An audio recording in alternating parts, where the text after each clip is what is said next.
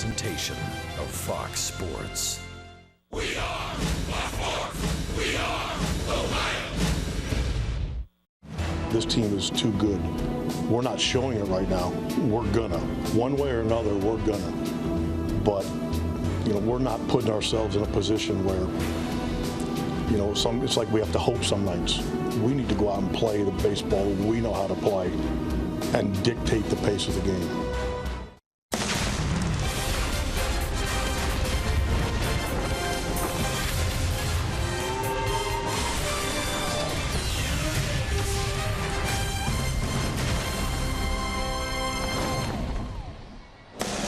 Tonight's game between the Indians and the Chicago White Sox, presented by Hankook Tires. And the Tribe returns home to take on the Chicago White Sox. A very important homestand suddenly now for the Tribe, who finds himself just one game over the 500 mark. Dark skies overhead. We had some rain earlier. It is not raining now, but the Tarp's still on the field. So we will not be starting on time here tonight. Hi again, everyone. Matt Underwood alongside Rick Manning. As you heard from Terry Francona, it's pretty evident he was not pleased with the way the team played on their most recent road trip. So that brings us to tonight. This starts a homestand and starts a stretch of games. Next 25 games, 14 will be played against AL Central opponents, with games also against the Dodgers, 4 in Baltimore, 4 against Texas. They better start getting things going, or this thing could slip away from them. Also, a couple double headers going to be mixed in there as well. And the one thing you have to do, I think it's team chemistry right now. We can look at all the numbers which we have so far this year. They're not hitting with runners in scoring position. Their starters are not pitching the way they're capable of pitching. So it doesn't matter about the numbers now. They have to get it together. They have to string it together. We're getting into the middle part of June, and no matter what it is, they have to do it between the lines as players. Now, the chemistry was so good last year, it seems like they were feeding off each other. They never got their first, game-winning hit at home until June 1st. And then they had 11 the rest of the year. We're looking for something like that to get them going. And every time something good happens, you expect them to do it. But they've lost three in a row 7 times. They've only won 5 in a row once. So, it just hasn't been there this year. Yeah, it is weird when you think back to a year ago. It's the only team in baseball that did not lose 4 games in a row. Well, they still haven't done that so far this year, but they come in tonight having lost 4 out of 5, and there just doesn't seem to be any rhythm to the season. We talk about a number of times they've gotten to 4 games over 500, but they haven't been able to get to 5 and beyond. Times. Yeah. And so that tells you that for whatever reason, whether it's the inconsistency of the starting rotation or the offense, they just haven't been able to put together a really good, extensive stretch of baseball. No, they haven't, and that's what they're going to have to do. It's the players that have to do it, the boys between the lines. We missed Kluber for a month. He's coming back now. His last start was very good. He's going tonight, and hopefully that'll, take place. Get him going. But if you go out there and you don't win with Kluber and Carrasco on the mound, you're flipping a coin with the other 3 guys because it's been inconsistent. All right, tonight's rain delay is brought to you by Nature Stone, or the only thing missing is the rain at this point. We'll see what happens here as we go forward. But obviously with Corey Kluber prepared to take the mound, the Indians don't want to take any chances of him starting the game and then maybe having to stop. That was the situation they encountered in Kansas City where, the game started. Trevor Bauer was only able to go an inning plus, and then the rains came, knocked us out for 2 hours. By the time the delay was over, he was not able to continue. So whether or not that's the same situation we're going to endure here tonight is anybody's guess. This really wasn't something that was necessarily forecasted. It appeared that everything was going to be A-OK late this afternoon, but then we had a pretty decent outburst of rain, but really nothing since. Let's go downstairs and see if Andre has any new information. Well, there's more now. It's starting to come down. We heard around 8 o'clock we may get some rain. Hi, Nick Goody. Get out of the way. But now we have a little bit of steady rain coming down at this point in time. And for this team, they want to get on the field. As you guys have been talking about, the frustration is really taking over the team, and they want to get to the point where they can go out and play and stop talking about it. There's been a lot of meetings over the last few days, something that we all know Terry Francona does not like having, but he felt like he needed to do that because this team is not playing the way they need to play. So since we have this little delay, we figure let's hear from Terry Francona on the state of the Indians going into this series versus the White Sox. Okay, Abe is, he DH'd and felt fine. Today he's supposed to throw the bases. We're battling some weather stuff right now. Hopefully, maybe it clears out. The White Sox aren't hitting, so we could get the field even late. if he throws, and depending on how he does, he could play the outfield tomorrow or the next day. We're just trying to, we got to get that accomplished first. But so far, everything he's done, he's felt good. So that's good. Geyer's still doing baseball activities, but not to the point where Abe is yet.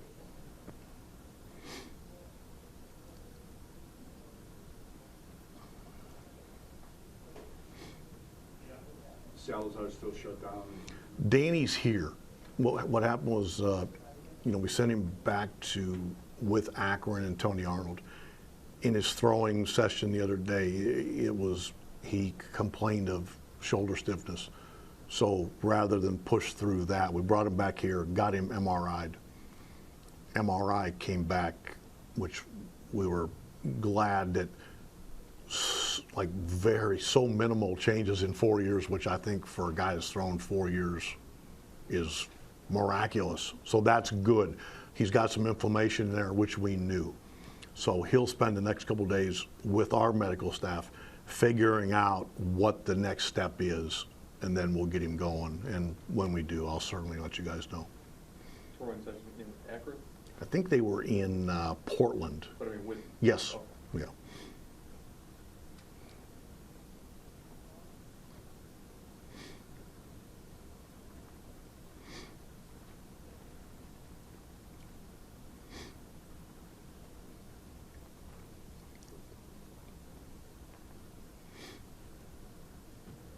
Peter, where do you think you guys are right now, as team-wise? Are you feeling 29 and 28. That's what matters. That's why you never hear me say, well, the road trip or the series. What ultimately matters is what our record is. And I don't like getting too caught up in whether we were 5-1 on a trip or 1-5, because I think you run the risk of having too many ups and downs emotionally. Hard enough game at times, so we don't try to do that. But always default to what our record is, because that's why we play. To this point of the season, we've been extremely inconsistent. And, I think the last couple days probably had more meetings than I've had in probably years, because we want to get it right. And I know that group in there cares enough to want to get it right. Sometimes, for whatever reason, you go through periods where it's just not real good. And you're dealing with human beings, and nobody's perfect, myself included. I mean, I told them that, like the other night, we walked Walters, and pitcher gets a bases loaded double. Those things keep me up at night. But I also don't apologize for, our priority has to be playing winning baseball. That's why we're here. And that group in there has done such a good job of turning this place around, where Cleveland's a pretty good place to play baseball. And we need to fight to continue that and take it even further. And so reminders, I think, are okay. I don't ever want to talk to them to the point where they stop listening, because that doesn't help anybody. But, when you feel strongly enough about something, it needs to be said. When you say meetings, that's meetings with the whole team, or just Both. specific groups? Both. I was just kind of looking like you're talking about the inconsistency of things. You're like, I think hit like 220 or whatever with guys in scoring position. Right. And that, how is Those things have a way of being almost cyclical, I think. We have not been very good to date. That's the understatement of the year. I do feel like that will change. It may not be overnight. I don't think those things do change like that. But I think because of the players we have, it will improve. But while it's not, we need to find ways to still beat teams. Sometimes you have to, like if you're not doing something at the plate, you better do something in the field or on the bases, or there's ways to help. And that type of attitude, I think, gets you through the frustrating times, because this is a frustrating game. And we tell our guys all the time, you know, your season is largely defined by how you handle frustration. And I think to this point, we haven't done a good enough job. And that's on me. That's not pointing fingers at the players. That's myself. I need to do a better job of maybe communicating things to the players. I mean, like along those lines too, like we got with Edwin, who doesn't play the field very much and really like 120 or whatever is the fastest scoring position. You know, he said try to convey to the players. What can you say to a guy like that? Well, I think Edward knows. I mean, we would never single guys out like that either, because even though maybe some guys are struggling more than others in certain areas, I believe that as a team, we, you know, a night that the pitcher struggles, hitters need to pick him up. There's, you know, I believe in all that. You know, I think Edwin's a conscientious enough guy and a smart enough guy. He knows. So beating him over the head with it's not going to help, because I don't see a lack of, I mean, I see what he does in preparation and things like that. So I feel strongly that when the season's over, he will have done a lot of damage and when he does, our team, like, and I've said it, will have a little bit of a different gear. Now, while that's, you know, like I said, you don't push a button and that happens, we need to find ways to still compete better through the frustrations that we're having. We talked endlessly last year about how much of a difference what you guys did on the bases made for you, almost kind of gave you guys an edge. I believe that. I believe that. With that play a couple days ago with Lindor hitting through another third, an ins and an out, but is that kind of like the more of what you need to? Yes, I thought that was it. And I reminded Frankie in the dugout, because it's so easy, I think, as a coach or manager to, you know, you wait and see the outcome and then it's good or bad. That's not, I thought he did a great job there. Like when it was hit, I didn't know if he was going to tag right away. And I was in the dugout thinking, tag. And when he got back, it was hard for him to get back, but he got there, and I thought his decision making was really good. So I wanted to remind him of that, because I think so often people wait to see the outcome, and that's not fair to the players. Almost kind of stresses the process sometimes being more important than. It's very important. You know, it's hard sometimes to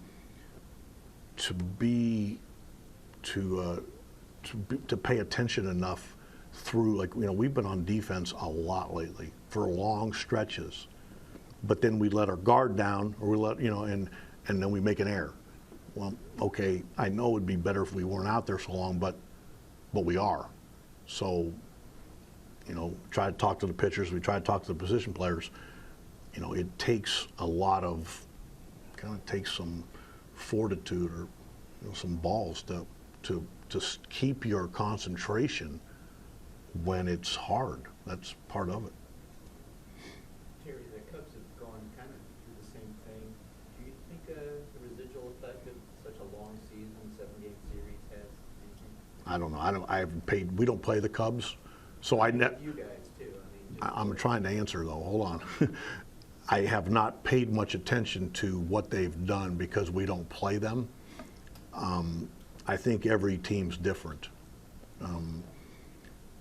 I will say that if there is a residual effect, and I'm not talking physical, but, you know, shame on us, because we're better than that. And I know that we have guys in there that care. I've seen it. I've lived it with these guys now for 5 years, most of them. We've had very little turnover compared to probably most teams, and that should be an advantage for us. So I think when you find times where you're frustrated, fortunately, like, I can sit and talk to them. I feel like I can, because, I mean, that's important. You know, I spent yesterday, I came in here and I went back and looked at everything that had been said to the players and why it was said. Because I never want to tell them something that I don't believe, or it's just something you read on a wall. we have a certain set of principles that we want to live by here. And like I said, sometimes to remind them of that, it's not beating them over the head, because that's not how I feel.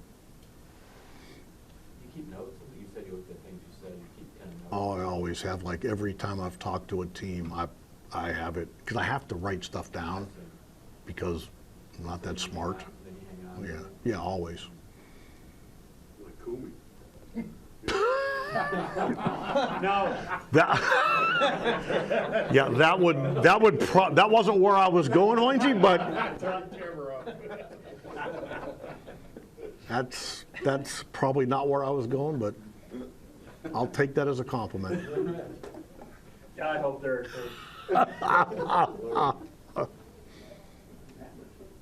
And I do have a recorder under my couch in there, so. Get back to TJ's question. Do you think that was an adjustment this year? Kind of last year, that running was so much of the identity, to then lose Raj, and even Napoli, who kind of was a good base runner. Do you think that's been an adjustment? We talked about it a lot in spring, because losing Raj, you're losing stolen bases. I mean, that's just kind of it's just the reality of it. So if anything, we probably had to be a better base running team. And by that, I don't mean just stolen bases. I mean like first to third, things like that. It seems to me like a lot of times this year it's like in basketball, they talk about the 50-50 balls, like going to the other team. We've been a half step, like on balls in the dirt, or we haven't quite been as crisp or maybe decision-making as we need to be. Because I don't think we're a bad base running team.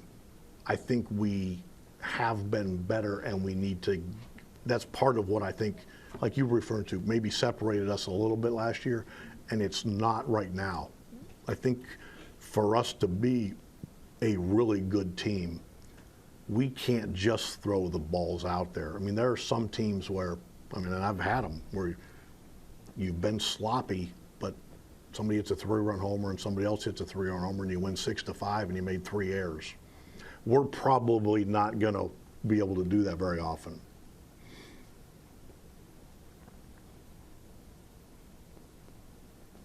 And I actually don't mind that. I'd much prefer to have a team that plays the game right, and there's nothing wrong with having to work for everything you get. That's okay.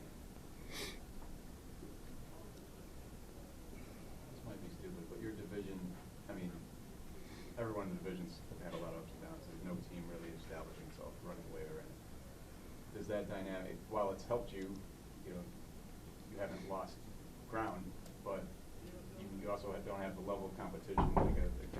There hasn't been some super hot team you're chasing, or. You know what? I don't think that's stupid, because we talked about that. Maybe I'm stupid. I don't think, in some ways we're competing with ourselves right now a little bit too, not just the other teams. I do think in our game, normally a team will step up and separate themselves as you go. We need that to be us. Like you were kind of referring to, on one hand, we're very fortunate that somebody hasn't run away and hid. But I don't think it's real healthy to look up every day and think, well, the other team's lost. I'm glad they did, but at some point we need to pick up the pace. And I think there's a way to do that.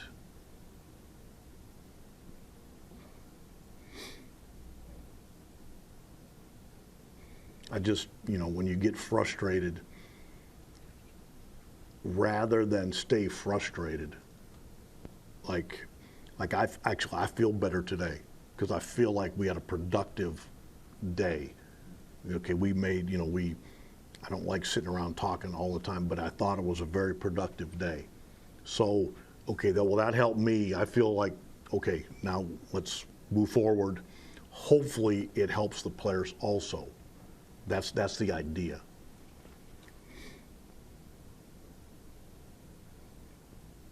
Did you meet with the front office guys on the off day, or? No, I met with myself. Yeah. Had a lot of talks with myself, which I've been doing lately.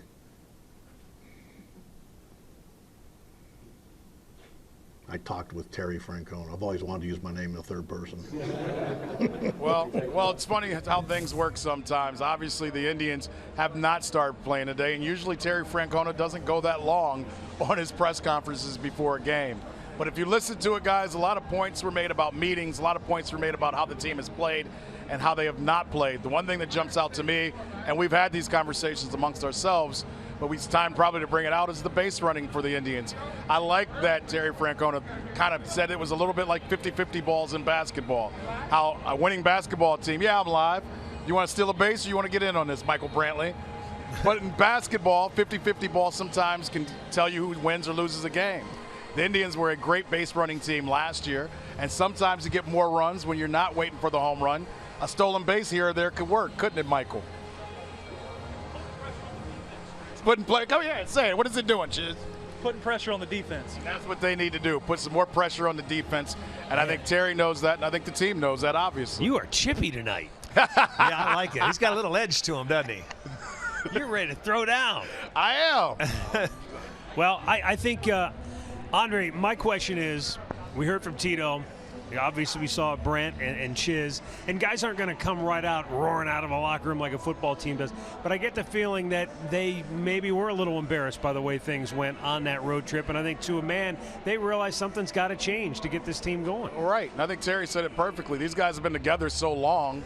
There's a respect amongst each other. They do expect to play better. They have higher expectations than any fan can have, any person on television or radio. They want to be a better team, and it was embarrassing to see how they played last weekend. And I think when you look at the whole season, now, we've talked about the division as well. Hi, Frankie. What else do you have to say? It's live. What up, my people? But they want to get back out here and play as well, because that's, and Frankie said it to me earlier, as he's changed his hair. The only way they can change this is by playing baseball. If we don't start winning, I'm going to shave it like him. Hey, man, quit taking my hits for the game. He told me that earlier. If they don't start winning, he's going to look like me. I told him, don't do that until you have to. That's good advice. Sound advice. All right, thanks a lot, Andre. We'll catch up with Andre during the ball game, and the good news is they've taken the tarp off the field, so we're going to be ready for baseball here coming up in just a little while. We'll take a commercial timeout. We'll be back with more from Progressive Field on a rainy night in Cleveland. Corey Kluber getting heated up, looking at a potentially 7:45 first pitch time.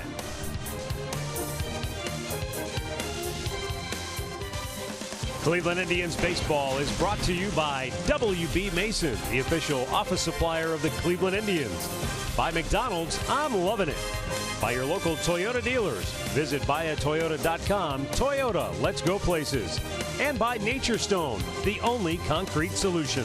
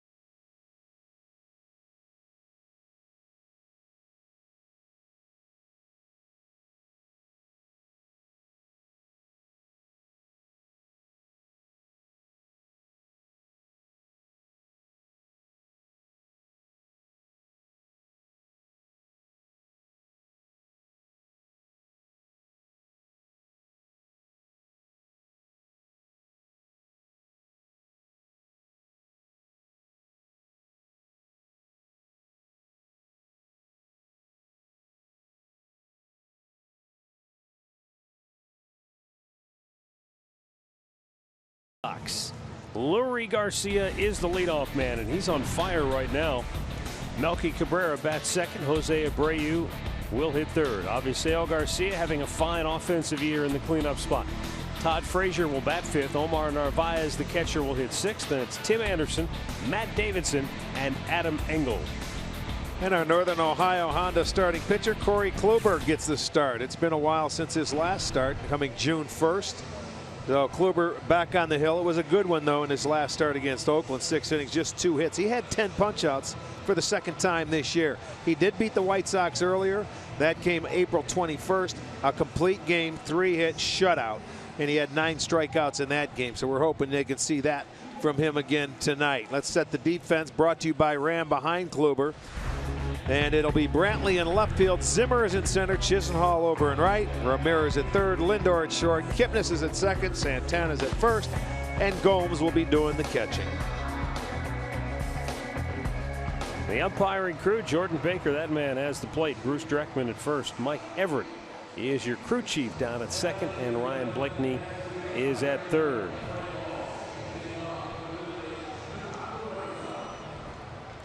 One category both of these teams would like to improve in: winning the first game of a series. The White Sox are 6-13 in openers. The Indians just 7-13.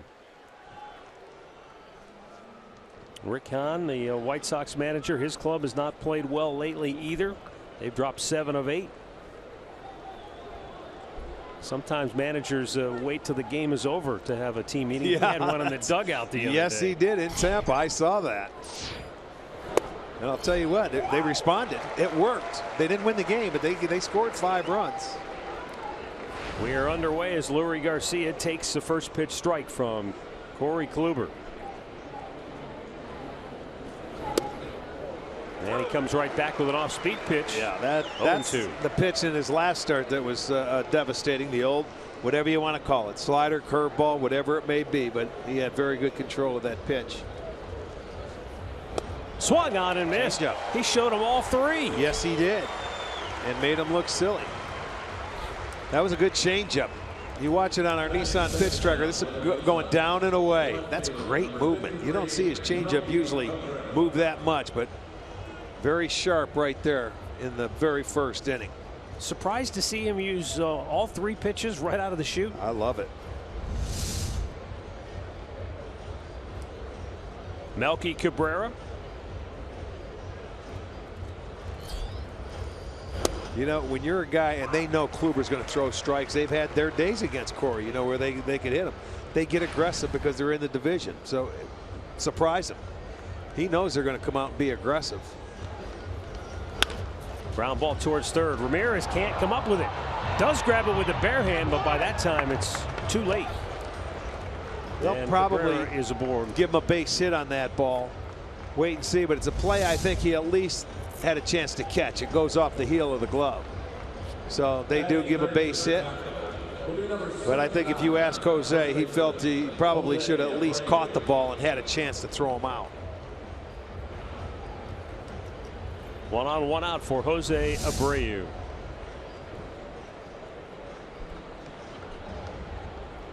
Abreu in his last 9 games just 5 for 36.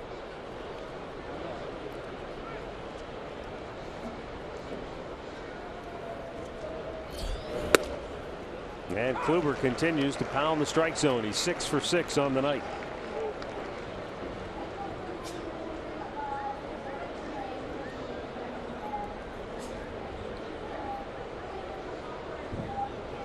Kind of a feast or famine. 3 home runs, but 10 strikeouts.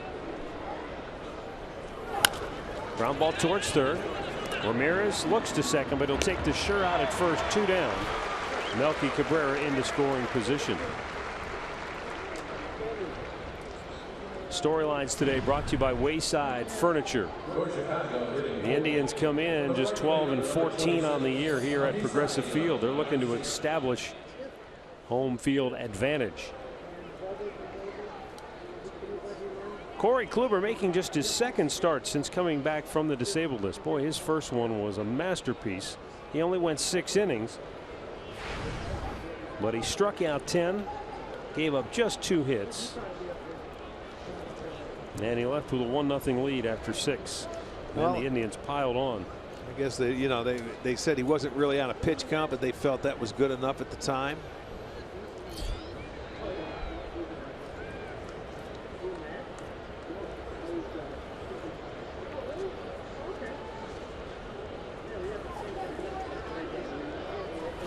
Low and away.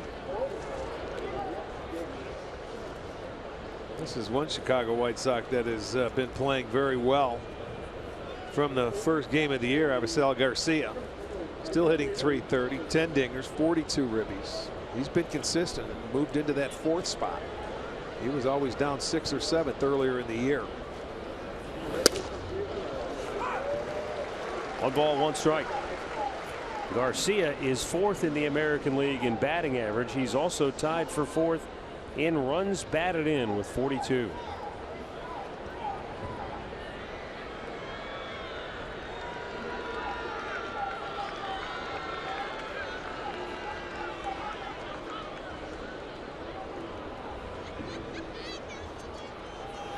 Swung on and missed.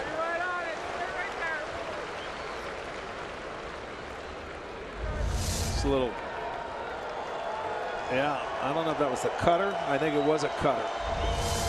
Usually he has that pitch out in front and it's going away, but that time it maybe a little backup, which was good. Melky Cabrera in scoring position. And with 2 down, the 1-2 pitch is strike 3. He got him to go fish. And the inning is over. Kluber strikes out a pair. The Indians are coming to bat.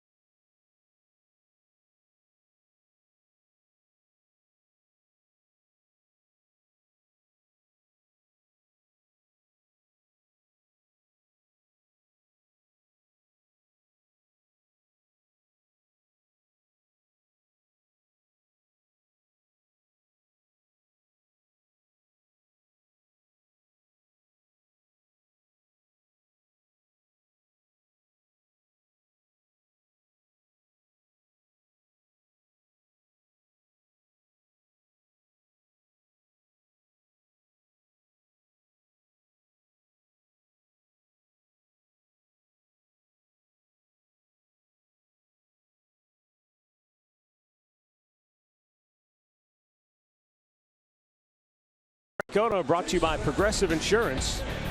Jason Kipnis will lead it off, followed by Francisco Lindor. Michael Brantley batting 3rd. Santana, Encarnacion, and Ramirez in the middle. Jose riding a 4-game hitting streak. Then it's Lonnie Chisenhall, Yan Gomes, and Bradley Zimmer. And Miguel Gonzalez, our Northern Ohio Hyundai starting pitcher for the White Sox, 33-year-old right-hander, started off the year 3-0 and has gone 1-6 in his last 7 starts. So he has struggled a little bit, coming off a loss to the Detroit Tigers in his last start. Pitches outside, ball 1. But he is 4-1 in his career against the Indians. He pitched against them one time this year, had a no decision, went 4 2/3 innings, gave up 3 runs. Kipnis sucks one right center field. That's in the L. One hops the fence. Headed into second base is Jason Kipnis with a leadoff double.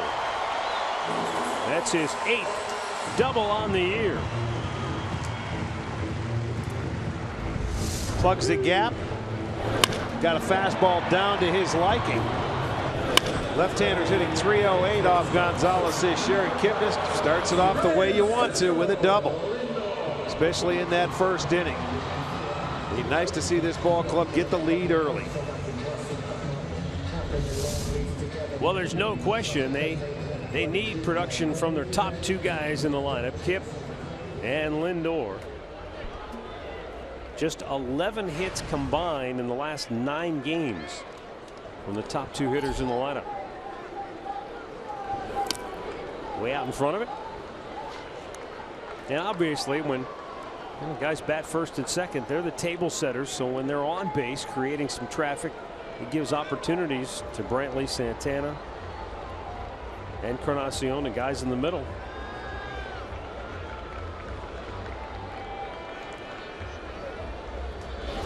That's the key for any, and he went right at Lindor with 2 off-speed pitches, curveballs, out of the strike zone, but he got Frankie to chase him.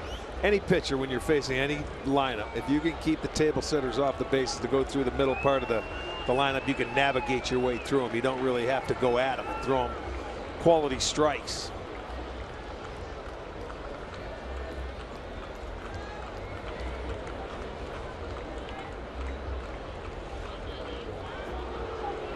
Well, Gonzalez, I'm not sure he's thrown Lindor a strike yet. I think both of those pitches were down out of the strike zone, right?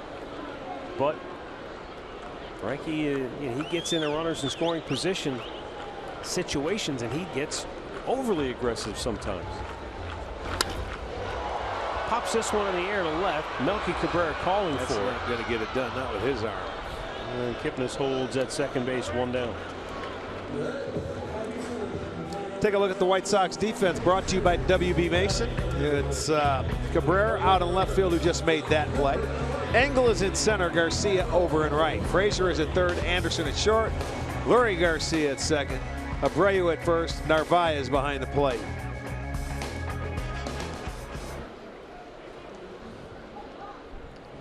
There is Michael Brantley.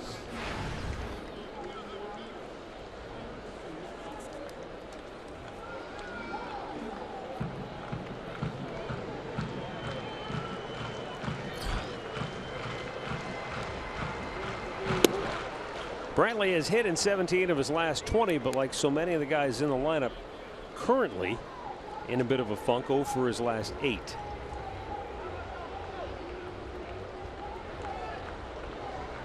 Earlier in the year, the White Sox took 2 out of 3 from the Tribe here, and then Cleveland went to Chicago and took 2 out of 3 from the White Sox in the Windy City. The 1-0 pitch in the dirt.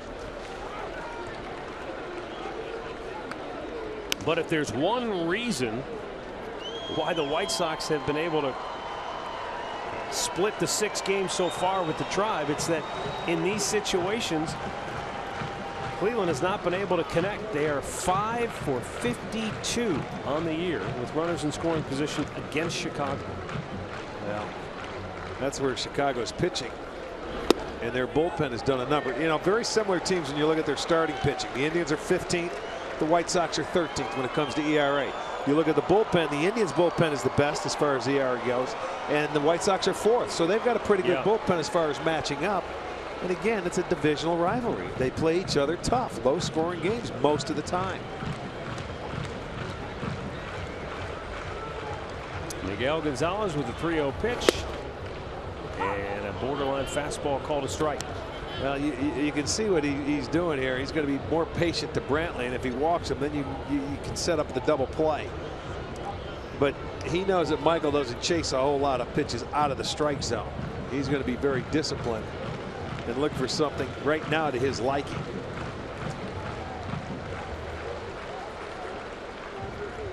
Now the 3-1. Brantley smacks it into left field, a base hit around third. Kipnis will try to score. Cabrera's got a good arm. Here's the throw to the plate. Overshoots the catcher. Kipnis is safe. Down to second on the throw is Brantley, and the Indians lead it 1-0. I like the hustle. He might have had a chance if it was down, but he airmailed it, throw it all the way in the air, and it goes over the catcher. He might have had a chance if it was down. But I like the aggressiveness. Brantley gets the base hit, the RBI. He'll go to second on the throw. And there's Kipnis coming around, head down. Let's go. We got to get on the board. And they are. Michael Brantley, his 25th RBI.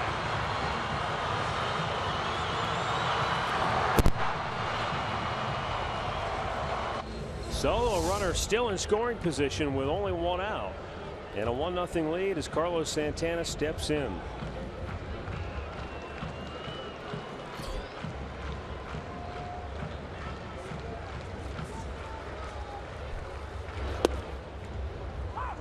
And a strike called. Carlos leads the Indians with 34 runs batted in.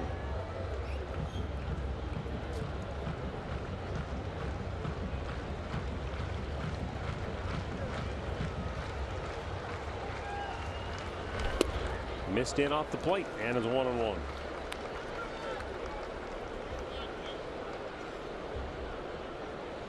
Well, getting that big first hit with a runner in scoring position, maybe that breaks loose the log jam.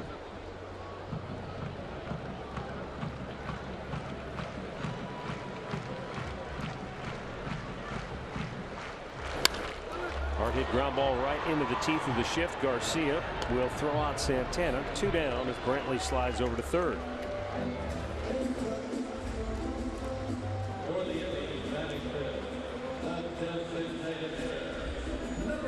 It will bring up Edwin Encarnacion.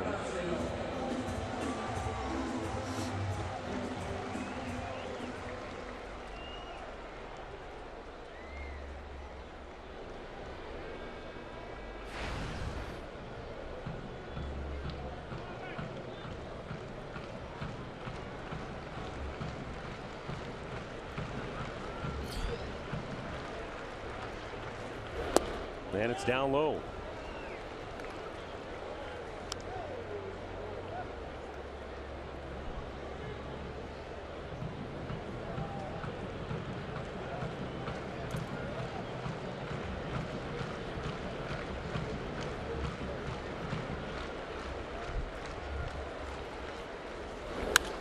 High pop up straight up on the infield. Frazier is there, the third baseman, makes the catch. A run on 2 hits, a man left. Michael Brantley delivers the game's first run as Jason Kipnis comes home. 1-0 Cleveland.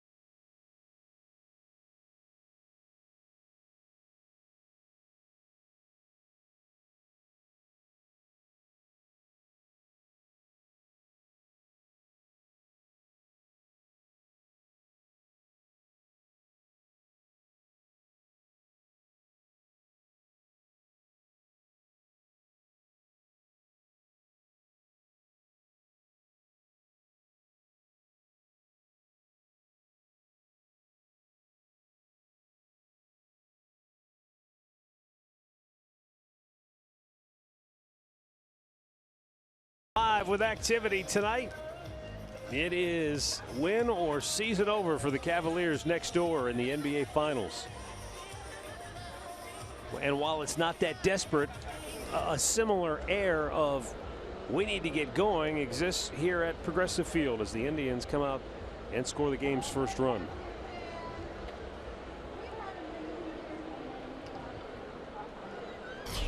Yeah, Kluber had a great first inning. Out of his 11 pitches, 10 strikes, 3 swings and misses. Indians had gone 10 straight games without a first inning run scored. Well, I like seeing him do it here.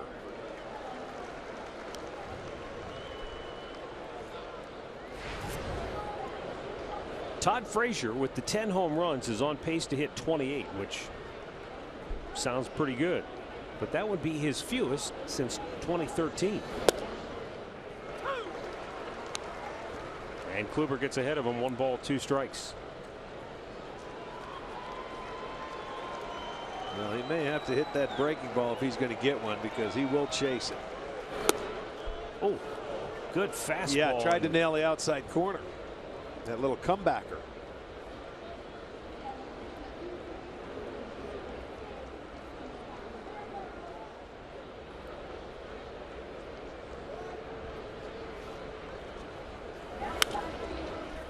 Popped up foul, back out of play.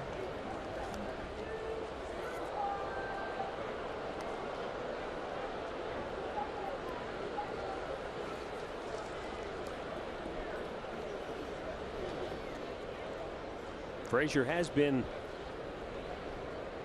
in a home run zone of late. He's homered 3 times in the last 4 games.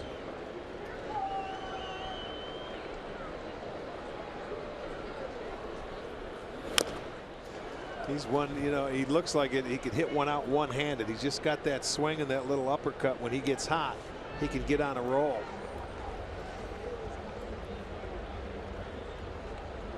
But this is like how you want to face him. Leading off an inning, nobody on base. Get ahead of him and see if you can expand his zone.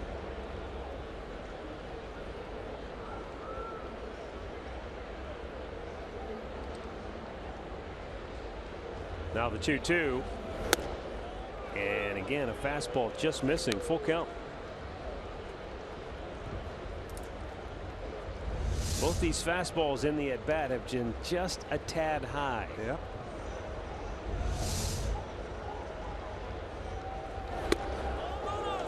He didn't go, and it's ball 4. Kluber with a rare walk. Yeah. Today's Indians White Sox game is being broadcast on American Forces Network, broadcasting to the U.S. Armed Forces serving around the world on land and on ships at sea. And we would like to extend a warm welcome in to those who are watching on the Welcome, AFN. everybody. Beautiful night now after about a 30-minute rain delay here in downtown Cleveland right at the outset. Omar Narvaez, the White Sox catcher, left-handed hitter.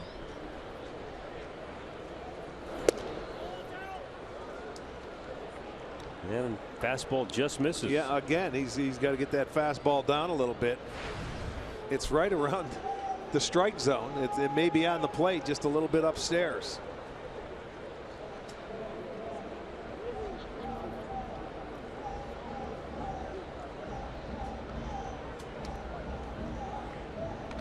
Yeah, that's what you do with Frazier on first base. He's stolen 3 out of 4, but he's not a base stealer. But if you fall asleep and you don't make him stop, he'll just continue to walk, and he'll get a great jump. You just have to make him stop. That's it.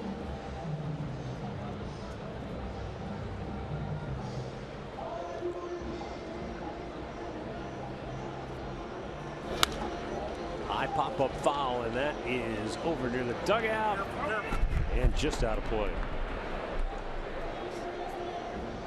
Omar Narvaez, you know, he's a guy that you figure he's going to put the ball in play. He doesn't strike out a lot. He's only struck out 14 times against 15 walks. That's a nice ratio. He's got 90 at bats on the year.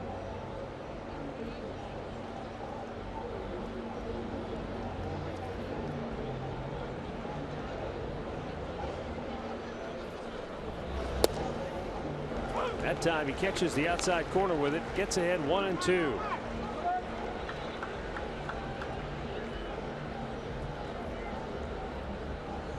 Kluber looking for a ground ball after coming in with that breaking ball. Does he try and throw that changeup? He had a good one to Garcia in the first inning, try and get him to roll over on the ground. There it was, down and away.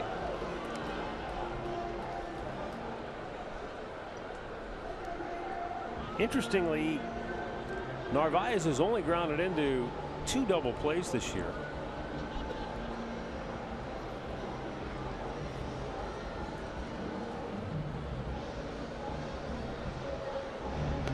A lot of times you look at that catcher and figure, well, he's not a guy that runs real well and be a prime candidate. Yeah. Sometimes we've talked about it before. You know, a guy like Jose Abreu, he's second on the team. He's hitting a 7, but he hits the ball so hard he might sting it. But if it's right at somebody, yeah. Sometimes guys don't hit a lot of ground balls. They hit a lot of balls in the air. Again, another fastball just missing. That was in our last game when we saw Bauer pitch. You know, with that fastball, he was off the plate, and Jim Wolf was behind the plate, and it was consistently right there, and it was called ball all game long, and he never made the adjustment.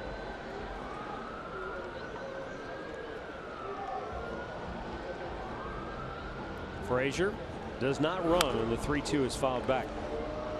Now you see, that surprises me a little bit there. With nobody out, although he doesn't want to, have a strike him out, throw him out, because Corey's a strikeout pitcher. But as you mentioned, he doesn't strike out that much. So you may take a chance and start a runner early into this game. You're getting to the bottom part of the lineup.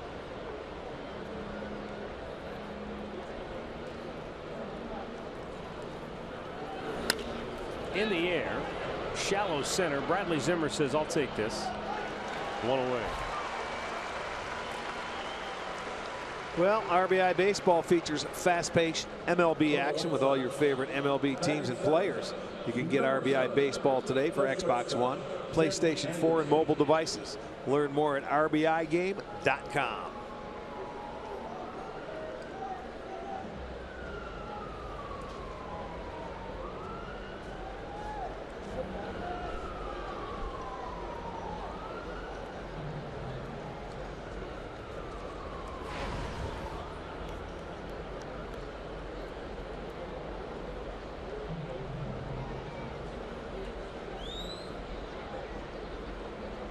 One on, one out. Tim Anderson is the batter. And he takes a strike. This is a young guy earlier in the year that Chicago was leading off. He was their guy at the top of the lineup, a young hitter and playing shortstop. It got off to a pretty good start, but with young hitters, sometimes they can get over anxious, and you take them out of that spot to take pressure off of them. But he's a talented young player, no doubt. A good shortstop, and he's not a bad hitter.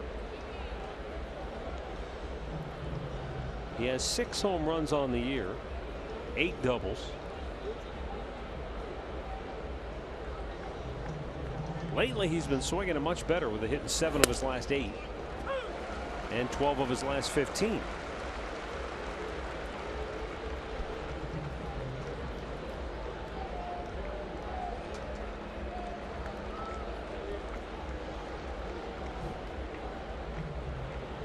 Matter of fact, he led off a game here earlier this year. Fly ball right field. Over near the line is Lonnie Chisenhall, and makes the catch. Frazier nowhere to go. He holds at first, 2 down.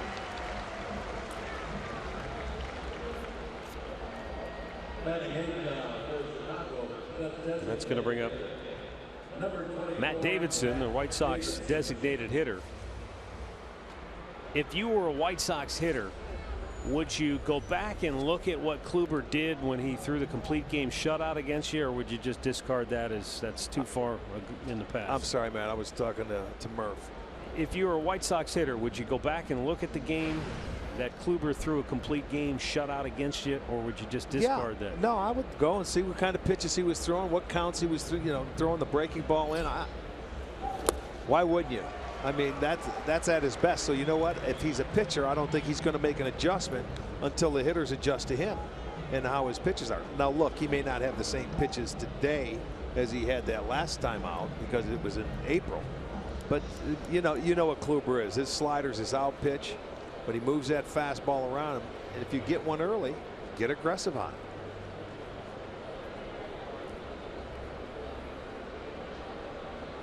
0-1 pitch.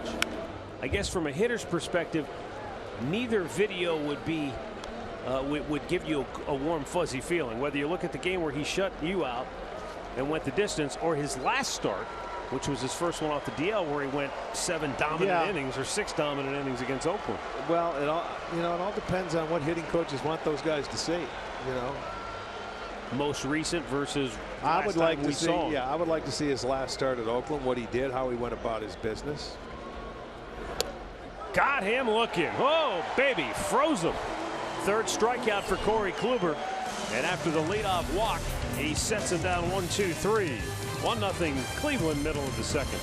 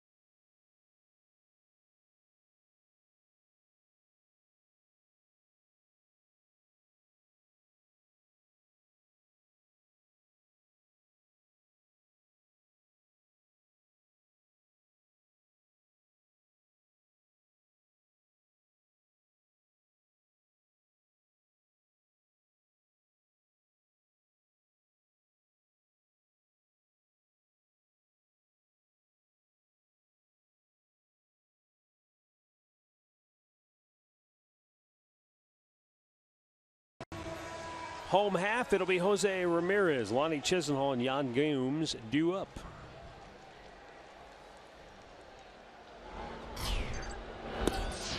And Miguel Gonzalez with a first pitch strike to Ramirez, who's picked up a hit in 4 straight games, 6 for his last 16. Well, and here's one guy that loves hitting in his home park. Does he ever? Yeah, see if he can get rolling on this weak homestand. 368 hitter, 35 for 95. In the air, right center. Garcia, the right fielder, over, and he pulls off the center fielder. Engel makes the last second catch, and they kind of pause and have one of those moments. Well, that's Engel's in charge out there. Injury report tonight brought to you by the attorneys at Oak and Elk. Dallas Keuchel for the Houston Astros with neck discomfort. Well, you remember he was scratched from his last start in Kansas City right before the game. About the only thing right now you figure that could derail the Astros would be a flurry of injuries, because they're running away with things in the AL West. They've won, I think, 10 of their last 12. And they have a 13-game lead going into tonight. Yeah, they've been outstanding. Played very well all year long. They're the only team over 500 in that division. Lonnie Chisenhall.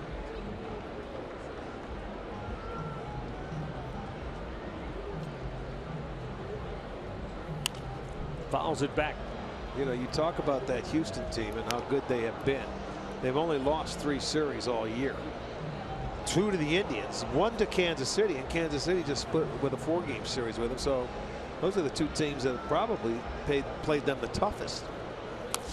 Lonnie fouls it off.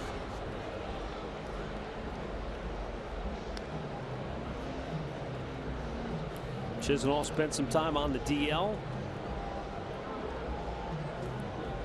but over his last 9 games, has 9 hits, 9 runs scored, 9 runs batted in. And a foul right back. Yeah, Lonnie came off the DL in Colorado. We proceeded to get a base hit the other way. They were shifting over on him, and then a home run in his second at bat.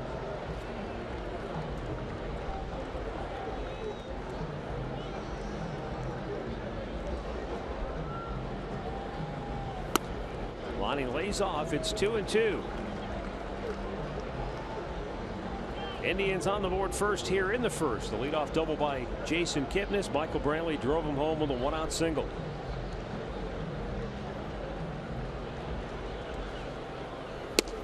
In off the plate, a full count.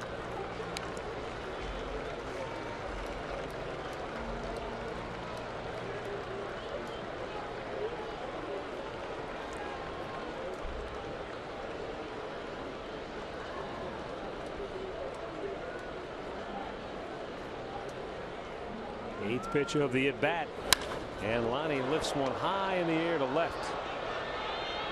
Melky Cabrera waves off the center fielder, and there are 2 away. Let's go down to Andre. You guys are talking about injuries. Just some updates on some of the Indians, some of their outfielders. As we start off with Brandon Guyer, who's still dealing with that wrist injury. He will take BP tomorrow. Abe Almonte played in a game last night for Columbus. He DH'd. He was going to throw today. If everything went well with that, he could go out and play for Columbus or Akron tomorrow. The one news to pay attention to is Danny Salazar, though. He went and met up with Akron, threw in a BP session, start getting some swelling and inflammation in that shoulder. So they're going to have to shut him down for a couple days and get the swelling down, as that shoulder still bothering him a little bit, as he's already on the 10-day DL. Yeah, the good news there is that Tito said they had an MRI done, and they said it looked almost exactly like the MRI from 4 years ago, which he said is very rare. That, you know, for as much as he's pitched since then, that there isn't anything that jumped out that was glaring. So it's not a physical issue with Danny. Andre, it goes back to just trying to get him mechanically back on track. Matt, you're right. They have to find a way to, and he said the shoulder was bothering him beforehand, but now they went and checked, and they were trying to make him mentally feel good about it. As Tito has told me, they've got to get his confidence back. Now, what comes first, guys? Is it throwing strikes or knowing that he's healthy? Well, I think the health thing comes first. If you can alleviate any doubt there, then you can just run it back and let it go. He's got to work on his own game, man, mentally. Right now he's a little weak. 2 down, bases empty, 3-0 pitch, and it's ball 4. Gomes is aboard for Bradley Zimmer.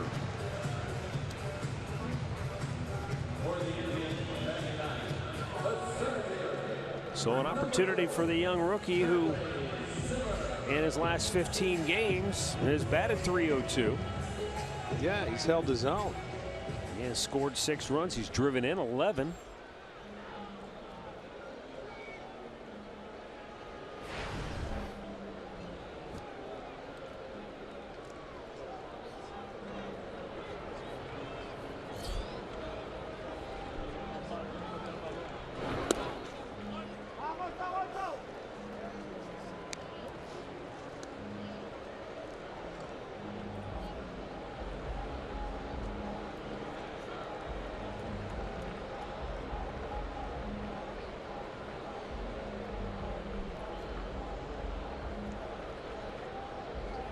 The 1-0 pitch. Zimmer with a hard ground ball at the second baseman. Garcia picks it nicely, throws him out, and the inning is over. We've played 2. It's Cleveland 1, Chicago 0.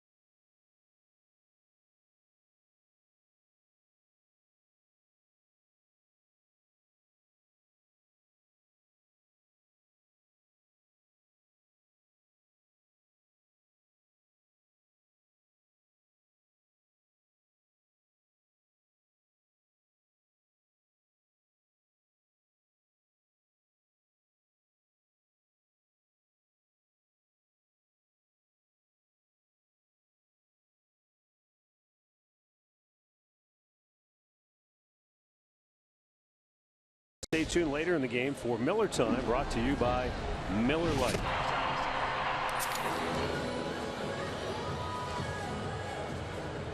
Full house out in the corner. On the weekends, they love it. Pretty good crowd all in all, don't you think? Yeah, absolutely.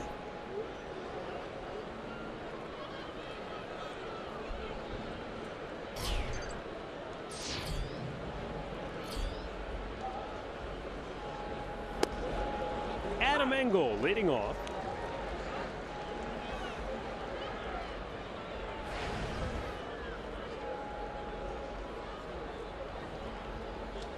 Engel, an Ohio native, Southern Ohio, as he lines one down the right field line. He's got a leadoff single for Chicago here in the third inning. The Loveland, Ohio native. Let's go to Al Pulaski right now for a game break. All right, Matt, Rick in Denver. He got to see this guy up close, Charlie Blackmon. He is indeed all-star worthy. Today at Wrigley Field, he broke a 2-2 tie in the fifth with a 2-run shot, his 14th of the year. That put Colorado ahead to stay. They topped the Cubs 5-3 and remain atop the National League West. Fellas, back to you. Al, you're right, big boy. They've got a very good team. What a year he's having. He is not your typical leadoff man. 53 RBIs out of the leadoff spot. Springer with Houston has 38. Gardner with the Yankees has 29. He's what, second in baseball with RBIs. That guy's impressive. Well, you said something to me earlier.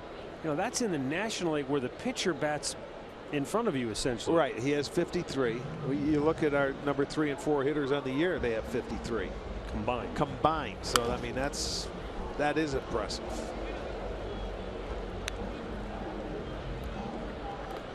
Lurie Garcia struck out his only time up, leading off the game. Corey now 7-0-2, 1-2 counts early in this game. I'm thinking Engel can run. I mean, it's only his 17th at bat, and he has 3 stolen bases already. Swung on and missed. Lurie Garcia quickly disposed of by Corey Kluber, his 4th strikeout of the night. He's been overmatched twice, and I mean quickly. Let's look at the sequence. You're going to see a changeup away, a fastball away, and a slider down and in, and just buried him. He's 6 pitches, and he's gone down twice tonight. And I think every one of them have been different, Matt, out of the 6.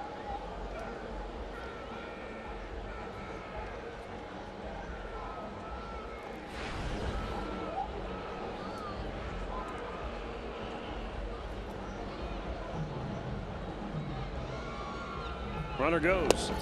Call a strike, throw down. Couldn't pick it in time. That's a tough throw for Lindor to handle it. It's that short hop, and it'll be a steal for Engel, his 4th. Yeah, he's quick. He can get down there, no doubt.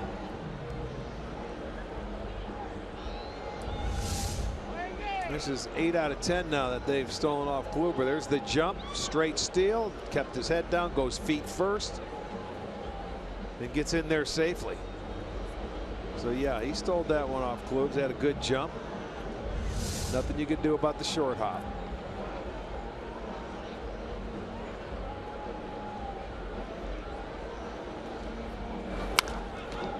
Yanked to right field, a base hit. Engel coming around third, and they're going to wave him home. Here's the throw to the plate. It's not in time, and down to second goes Cabrera. So it's an RBI for Cabrera. That'll be his 32nd on the year. And the White Sox tie the game. He'll go to second on the throw. Cabrera hits a pretty good pitch down. Change up down. Was that a breaking ball, but he gets it past Santana. Didn't know if Chisenhall made that throw home if you had a good chance to get him. But if you go that way, you at least have to hit your cutoff man. Keep Cabrera at first base. That's an extra 90 feet now for Cabrera.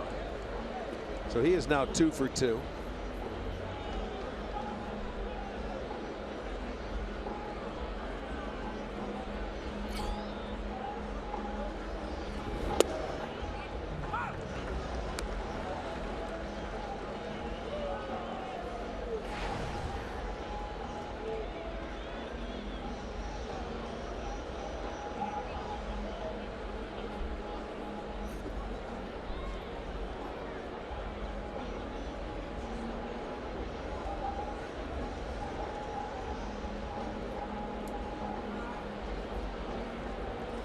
Jose Abreu looks at a ball in the dirt. Stat of the game brought to you by Buick. Over his last 2 seasons. That's unbelievable, isn't it? Yeah. It's almost like he goes, all right, you get one, you get one, you get one. You talk about hitting the ball where it's pitched. Doesn't get any more even than that. And this guy's a power hitter doing that. That's the amazing thing right there. That makes him an RBI man. In off the plate. Did you happen to see the play when they were in Tampa and Kevin Kiermaier was going down the line at first base and Abreu was running over the bag to tag him? They were getting there simultaneously. Kiermaier slides in, fractured a hip, and he's out for 2 months last night out in Tampa. Wow. You know, they were heading on a collision course, so Kiermaier felt he had to go down and slide, and he did, and his hip sort of stuck. You know, in Tampa on that dirt. You know, I'm sure it's moist. He's out for a while. So, in your opinion, you saw if he stays up, if he doesn't slide, is it just as bad maybe on the collision? No, I think he should have slid, but he tried to do the pop-up slide. You know what I mean? And that's where his knee got caught, and it just never got underneath him. He didn't lean back. Well, there's a walk to Abreu, and all of a sudden, 3 out of 4 have reached here in the 3rd against Kluber for Chicago. And now you've got Avisail Garcia coming up.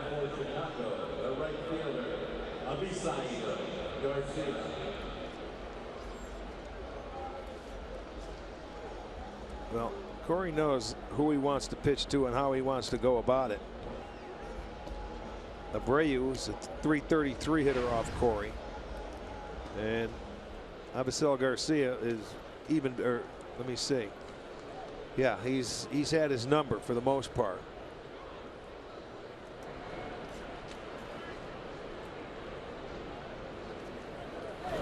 Broke his bat, but it's perfectly placed up the middle. Around third, Melky Cabrera coming home. Zimmer's throw to the plate is in time, and they got him! Holy smokes! It turns out maybe to be a perfect break for the Indians because I think Santana was trying to cut it, but he couldn't. It was skipped right past him, and Gomes ends up tagging him out. There you go, base hit up the middle. I mean, he charges this ball. Rarely are you going to throw a guy out at home plate. Watch how low it is. It skips off the ground and almost got Lindor in the back. And he ends up sliding in, but it got there because it skipped quickly. Now, on that look, it looked like Santana was intentionally getting his glove out of the way. So maybe you heard Gomes, well, you know, saying let it go, let it come through. Whoever told him, let it go. It was the right decision. It was there. It was on time. That was a pee on the ground. See, that's the difference where you throw it. Guys can't advance. They stay in their base. Where when you overthrow the cutoff man, even though you're going to home like Lonnie did, they take the extra base.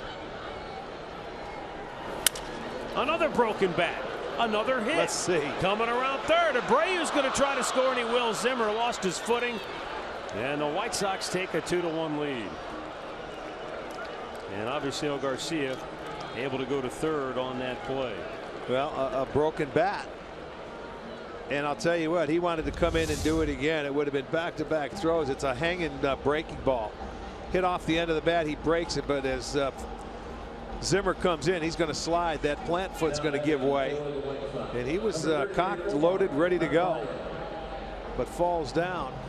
So that'll be an RBI. They have 4 hits in the inning now, and they take a 2-1 lead.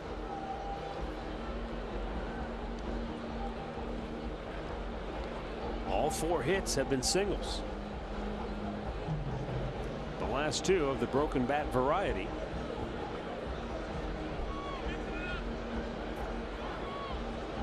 Omar Narvaez fly to center his only time up. Late swing fouled out of play.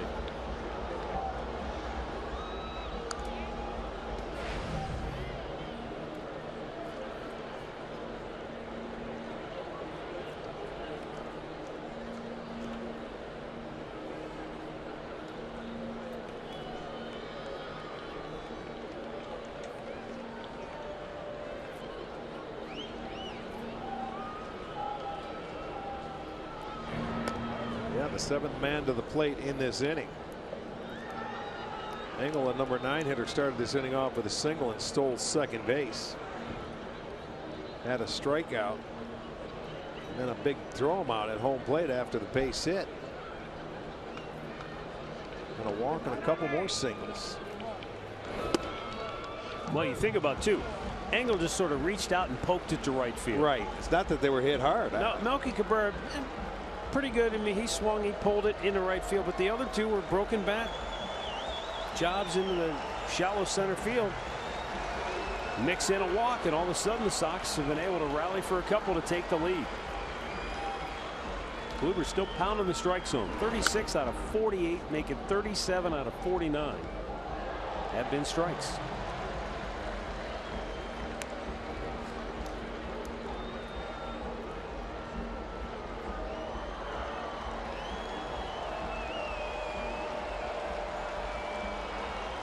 He's got him down to the count 0-2. So for Kluber, this is huge right here to try and end the inning right now.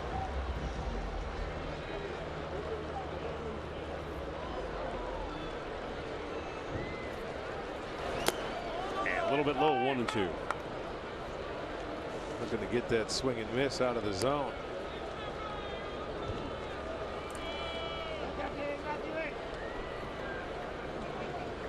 Not an easy guy to do it against.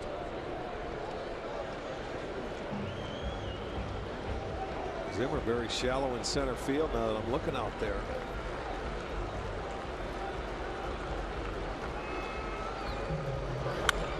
Kind of checked the swing but fouled it off. Yeah, didn't want to. That pitch was close enough where he wanted to start, maybe foul it off, but he does accidentally.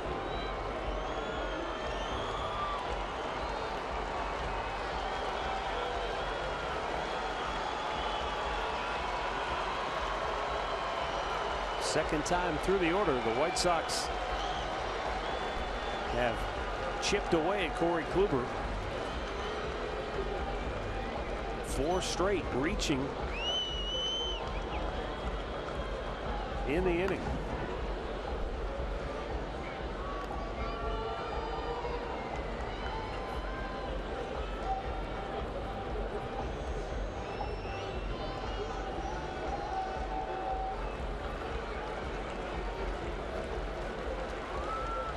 Now the 1-2.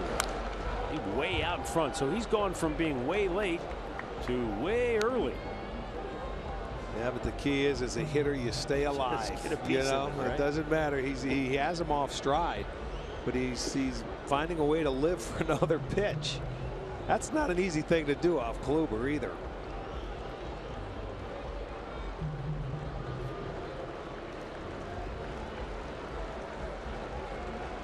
The 1-2. And he's not chasing. 2 balls, 2 strikes.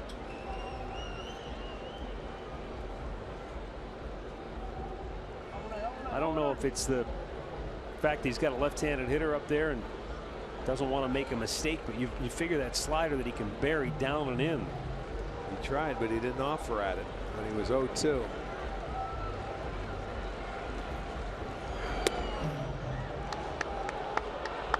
Now Frazier will be off and running on the 3-2 pitch.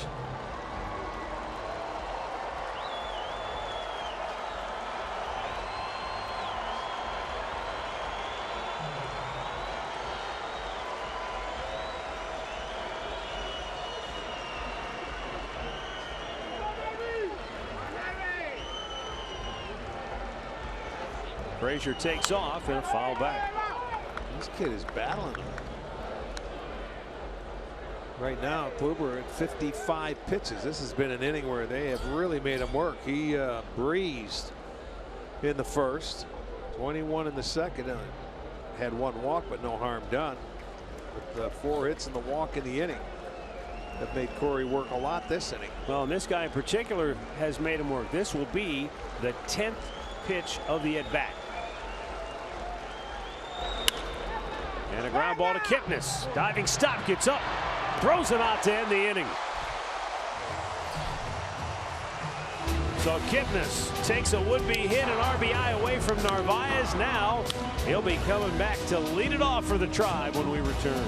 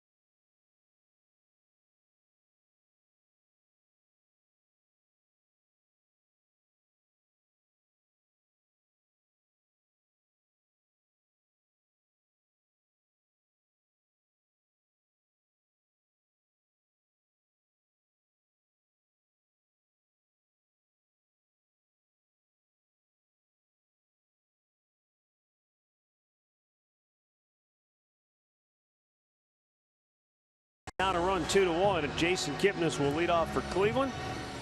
Matt Underwood, Rick Manning, Andre Knott as usual. We're happy to be joined now by former Indians catcher Ron Hassey. Welcome back. How are you? Thank you. I'm doing great.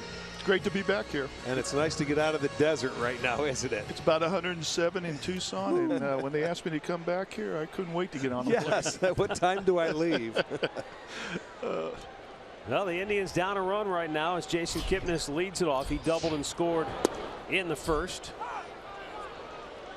Ron Hassey spent part of his career obviously here for the Indians. Came up early on in your career with the Tribe. Back in 1978. I don't want to say that too loud. You've got no choice. You're with guys that are older than you, at least one. Ron, I talked to so many players over the course of my career who have said, when you get drafted and then, you develop and then you get called up, in the back of your mind, you think this is the big leagues, this is where I'm going to spend my whole career. And then eventually reality comes along and you end up bouncing around from this organization to that organization. What was it like for you the first time you left the Indians and were moved? Well, that was that was in '84. I was traded to the Cubs with Rick Sutcliffe and George Frazier, I think it was. Yeah. And it was this was the first place I started out at. I got to the big leagues here, and it was time for me to move. They needed to make some trades, and I got to the Cubs, and then from the Cubs, I demanded to be traded because I just signed a 3-year deal here in Cleveland. And they sent you to Chicago. Yeah, it lasted about 2 months here after that 3-year deal, and went to the Cubs and then over to the Yankees and then to the White Sox and back to the Yankees and the White Sox and then over to Oakland, and I was in demand. What do you want? And don't forget Montreal. Oh yeah, ended up in Montreal. Yeah, okay. Yeah. What a career. So you spanned how many years in the big leagues? A little over 13 years. 13 years, right. Did about 7 years of coaching. And you managed in the minor leagues, right? I managed A-ball, AA, and AAA for the Marlins? Miami Marlins. Yeah, I thought I got to tell you that. How tough was it to manage after becoming a player? I mean, did you have aspirations of managing in the major leagues?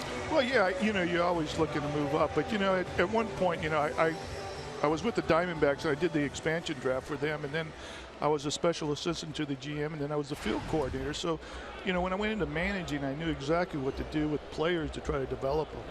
You want to win, but the bottom line is to develop all players and get them to the big league. So, when I started managing, it was a little different than just winning. It was what I was preaching to all of our managers at one time is get the players in there, get their at-bats, and try to get them to improve and move them up the ladder. Yeah, it's not so much winning at one location. You got to get them to go to double. If they're an A-ball, your job as a manager is to get them to AA or AAA. Right, and then to the big leagues. Francisco Lindor takes a strike. Now, you played at one point in your career, you played for both Billy Martin and Tony La Russa. Right. Wow, that's different. What were they like as managers?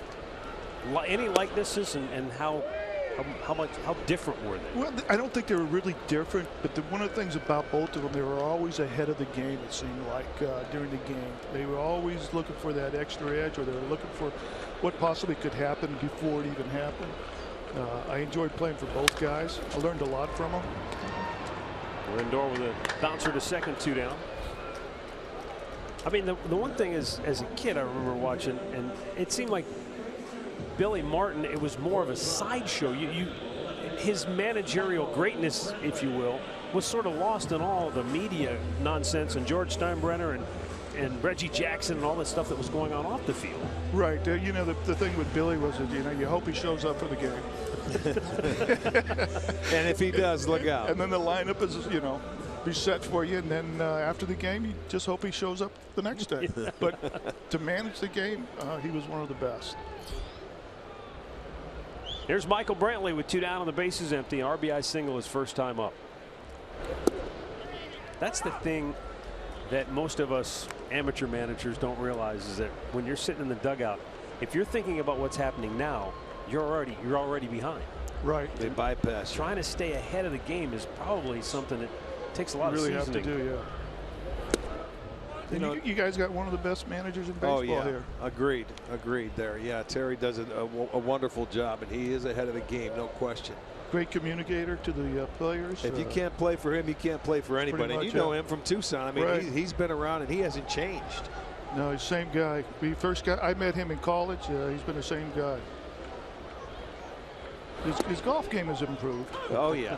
Well, not recently after he's had the hip and the knee replacements. Are you taking advantage of him in the offseason? Not yet. He didn't play all offseason. I didn't even see him in Tucson this year. I think he was doing a lot of rehab and in the banquet here a lot. and the banquet circuit. Yeah. After getting to the World Series. Yeah. So I lost a little income. I know you did. He'll be ready to go with new clubs, mind you, next year. That'd be great. It doesn't matter. We're visiting with Ron Hassey, former Indians catcher. Along those same lines, as a manager trying to stay ahead, catcher same way. You're trying to stay 2-3 pitches ahead. Pretty much. Yeah. You know, you're so well programmed, and all the information that you're getting from advanced scouting and the videos and everything. When you get into a ball game, you know exactly what you're going to do. I mean, it's not a guessing game anymore. It's just execution now. Pretty much, yeah. You just hope the pitcher can execute what you call. And sometimes they don't. They can't execute it, and then you get blamed for it. Well, so, I know, but I mean, you put the finger down. If they locate it, I mean, that's the execution part. Boy, he hit it hard, but Brady with a nice play at first to end the inning. Ron, great to have you. Well, thank you. This is a lot longer than the last time I was here. So nice to see you, man. Well, you had to earn your money tonight. 2-1 Chicago after 3.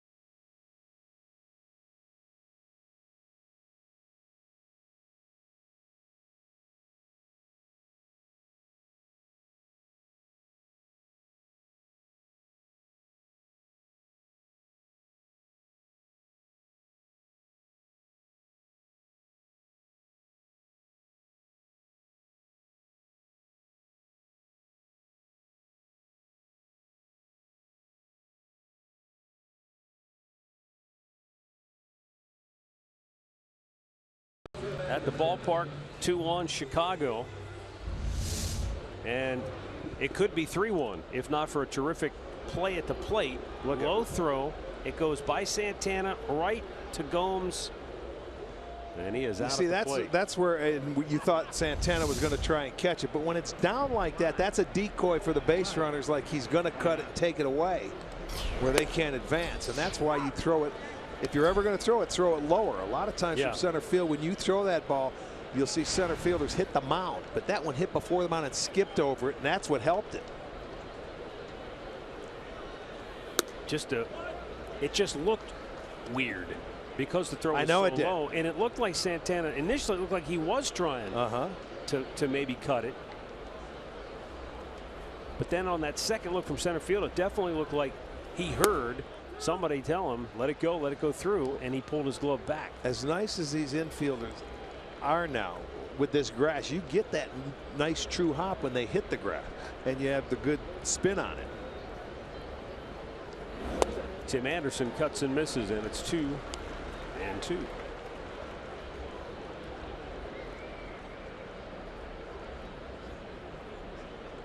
Well, the other thing too, in defense of Zimmer maybe a little bit. That ball possibly a little slick when it gets out to him. That's true too. We don't know that. Well, we talked to Sandy Alomar about plays like that when you're the catcher and what happens and the communication involved. Usually now these days you don't tell the infielder anything. The infielder is evaluating the play also. Is depending on the game, the situation, you don't want that. Let's say somebody had a base hit and you had the time run going to second base. This is not the time run, or let's say this is the time run and that's the winning run, and the infielder sees that it's going to be a bam play. He's going to make a decision. Hey, is he going to sacrifice an out for the run? We're still tied. We're still in the game, but you don't want to let the go-ahead run to go to second base. So if it's going to be a close play and the runner is a very meaningful play, then the infielder made that decision. It's very hard for the catcher to say something to the infielder and he can't hear him anyways. All that thing, you don't hear anything. When you're in the field, well, depending how many fans are out there. So again, it comes down to where the scoreboard dictates the situation, even on defense. We talk about it on offense a lot and base running a lot. The same thing with defense. You don't let that winning run get into scoring position. That's why if you cut it, you'll let the tying run score. If it's a winning run, then you go all the way in. Swung out and missed. Now I'm trying to remember now in that situation, the tying run had already scored, so that run that was coming to the plate at that time would have been the go-ahead run. Yeah, but there in that situation, he was shallow enough. You let it go, and it's early enough in the game. Yep. Swung out and missed. Down goes Davidson. So Kluber comes right back, strikes out back-to-back hitters here in the fourth inning. You know, he's shallow. And boy, he just stayed behind that ball. It's right on the mark, but it's just a little short. But it's not really, because it gets in there on about the third skip, and it's still able to get Cabrera sliding away from the play. So you're right, though. How many times you see a ball like that and then it hits the mound and goes straight all up the in time, the air? Or, all the who time. knows what? It's tougher to throw guys out on from center field than it is any other position because of the mound. It hits and you can get an error. It'll deflect to both sides if you're not accurate enough.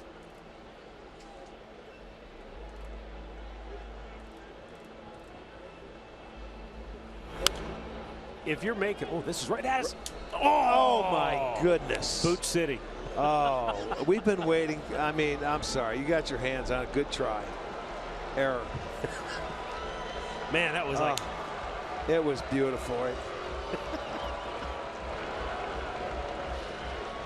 Are they hooting on you? They should. I was right there. You didn't even have to move. I even went two hands. It's not easy, is it, though, when that spin? Boy, oh boy. It didn't stick in the glove, as you say. No, it did. I'm going to get some pine tar for you. That's all right. It's a good try. We had one. That's the first one, and I can't remember how long. I think the last time I had an opportunity, I booted as well. God, I'm looking. Corey Kluber strikes out the side. Anderson, Davidson, Engel down on strikes.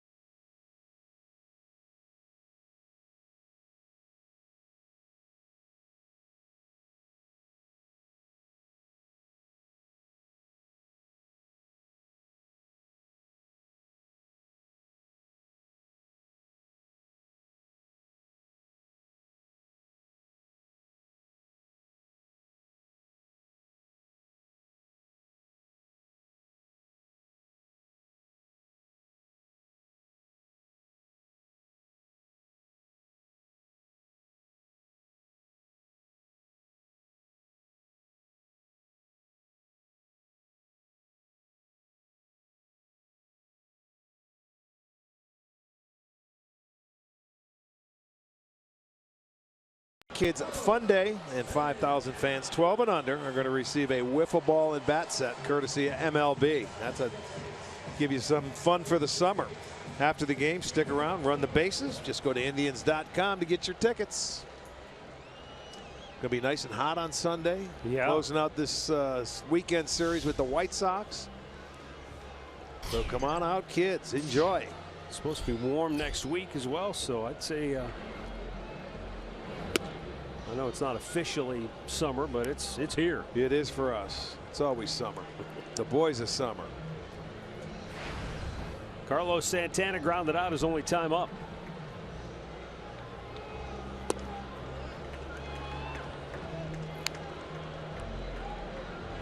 Well, the Indians, that first time through, they jumped out and had 2 hits out of their first 3 hitters. It took an early lead, but they haven't been able to do anything except a walk, a 2-out walk in the second against Gonzalez. Here's a ball hammered to deep right field, but foul. I mean, absolutely smoked.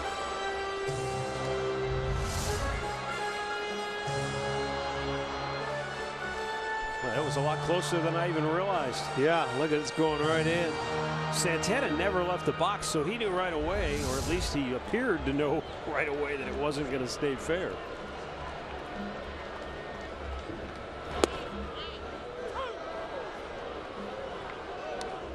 And the count now 2-2.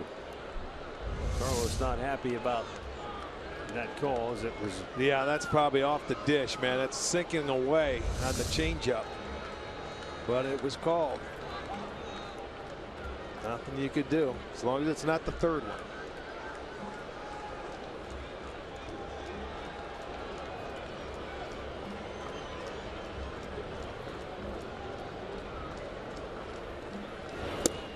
And that was the third one. Yeah, well, he went right back there with another changeup, too. Second strikeout for Gonzalez. There you can see it. He splits his fingers as well, and it's right down in the same spot. And that, what it does, with that one call does, it makes you swing at that pitch that's near the same spot, because you don't want to get rung up, so you go after it.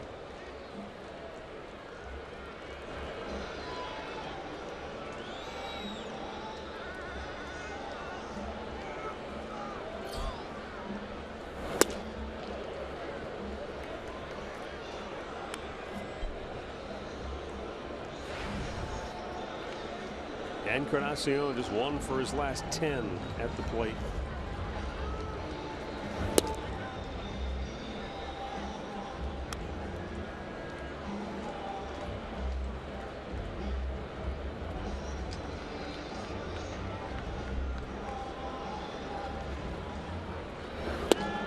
Way out in front of that one, 1-2.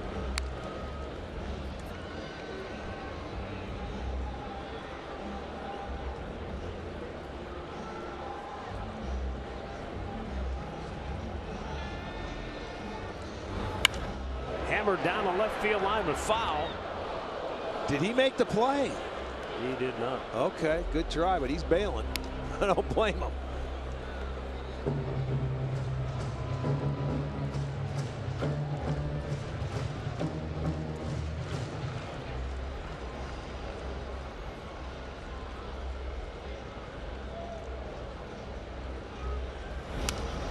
Encarnacion gets a piece. Count stays 1-2. Since the 2 hits in the first inning, Gonzalez has not allowed a hit. And he is retired 9 out of 10. There's a foul ball. And it sounded like a broken bat. Yeah, it did. Yeah, he needs a new one. That's right. It sounded like it.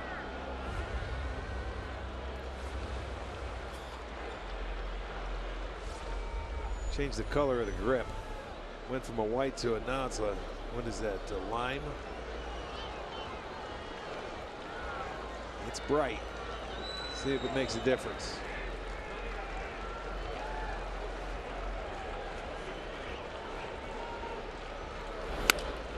Jam job up the middle, and it's going to get through. Perfect. Encarnacion has himself, it works, a 1-out single as he placed it perfectly between short and second.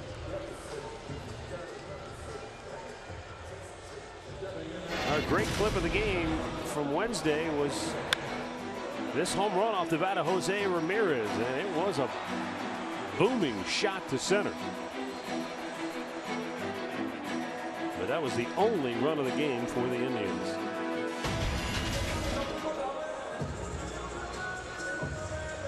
And up comes Jose.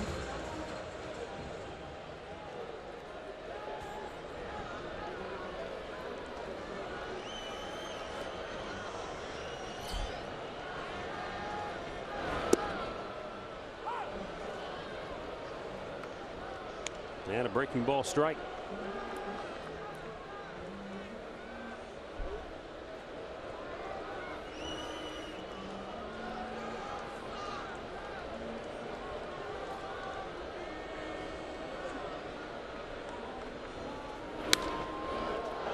Foul, upper deck, right side. That's about as far as you can pull a ball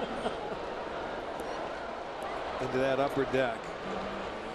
Those folks probably think there's no chance we're going to get a ball There's tonight. no way. They could be giving baseballs away. They wouldn't get one up there. But look where that one landed. Unbelievable. Great perspective right there. A little low, 1-2.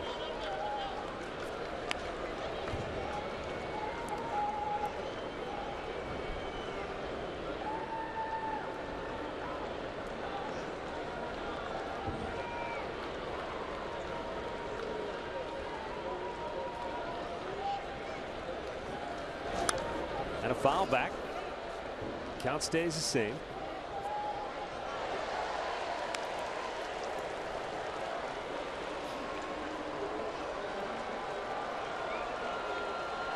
One on, one out. Indians down a run. We're in the fourth.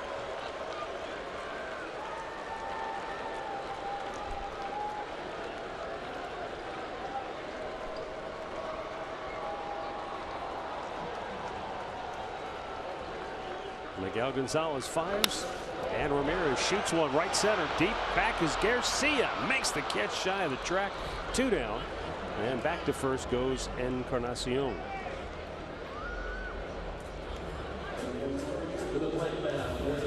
And that'll bring up Lonnie Chisenhall.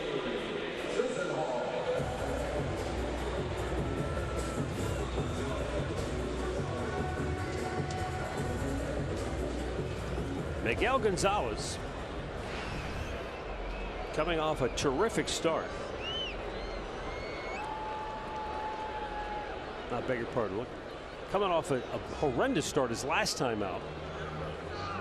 2 starts ago, he faced the same team back to back, and that's one of those deals where you always wonder, is that good for the pitcher, bad for the hitters, or vice versa? Pitchers don't like to do it. I know that. 2 starts ago, he went 7 2/3 against Detroit. He only allowed 3 runs, got the win. Faced the same team again 5 days later, and they bounced him for 6 runs on 10 hits in 6 innings. They made an adjustment, is what you're saying. Yeah.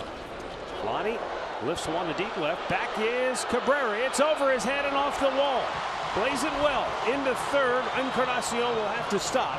It's a double for Chisenhall with 2 down here in the 4th inning. I like that swing from Lonnie, boy, going the other way and hit it deep enough off the wall. It gets over the head. You don't see many left-handers drive the ball that way. I know Kim can do it. You don't see Chisenhall do it a lot, but I like the swing. That one goes off the wall with 2 outs. Little breaking ball off the plate. And they have to hold Encarnacion in third because he wasn't going to be able to score because Cabrera got it in quickly enough. He realized he stopped running and let the ball come back to him, so that was a good play on his part. You see him, he's going full throttle, but he's going to have to hold him up, so it's going to take a 2-out hit now.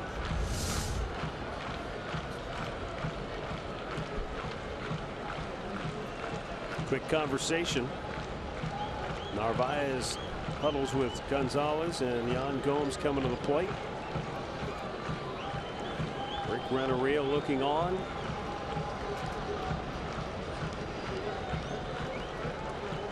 Gomes walked on 4 pitches his first time up.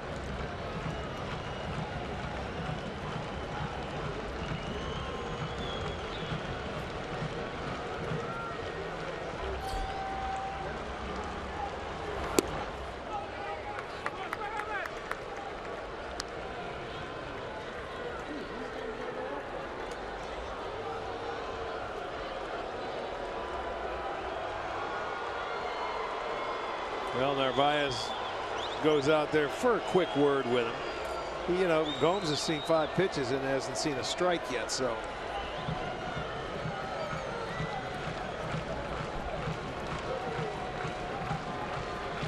Base hit here would get the crowd into it. They're waiting for something. Up and away, it's 2-0. And patience. So far tonight, Tribe is 1 for 4 with a runner in scoring position, but oh, how big a hit here would be.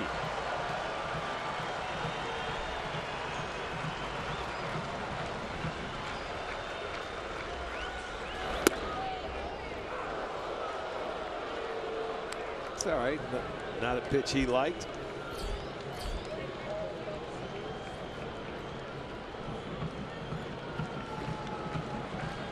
Gonzalez going to have to work hard to get out of this inning.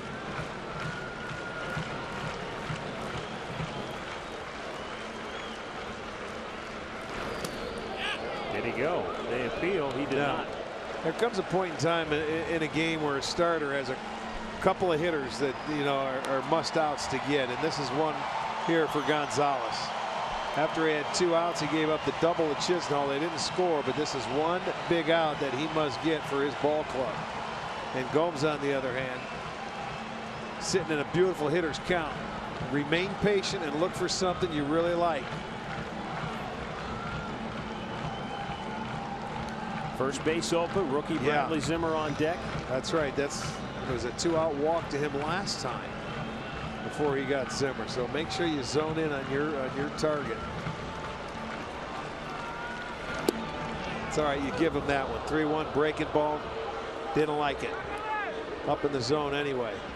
It's the curveball. He's thrown this pitch a lot tonight. The curveball. That's not a good one to go after. It was right on the outside edge.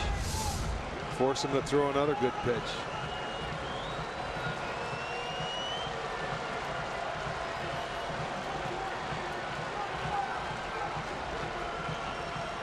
And the payoff. Fouled right back. See, that was a better pitch for Yan, and he just fouled. He had a good swing at it, but that was down in his zone, and he just missed it. A better pitch to swing at. See, it's down. He likes that ball down. Boy, throw that one again. I'll bet he hits it. Encarnacion is at third base, the tying run. Lonnie Chisnall, go-ahead run at second. And the payoff pitch. Low, ball 4. Good at bat. Walked him again, and the bases are loaded. You know, that's a good at bat by Gomes, just to keep it going. That's what you always say. Keep the line moving. You have to remain patient. He did. Now you have the bases loaded, and pitching coach Don Cooper coming to the mound. The batter will be Bradley Zimmer. And I don't know why I'm thinking about this, but I guess because, you know, we heard Commissioner Rob Manfred at the top of our telecast talk about all the visits to the mound. You know, that's one of the things he referenced, you know, 22 visits to the mound a game. You know, those are the things that they would like to, in the future, somehow find a way to cut down on that. You can understand this when bases loaded, 2 outs in an inning. But it's the third one of the inning. I know. Because the catcher went out twice. I know. Now the coach comes out. I totally understand. Somehow maybe there's a happy medium that they will strike with the Players Association going forward. I don't know. Well, it will give us time to get some birthdays in. John Haydanushin of Shelby is turning 100. Emily Asa is 90, and Beverly McCoy turning 90. Happy birthday to you all. Bradley Zimmer grounded out his only time up. Bases loaded. 2 down.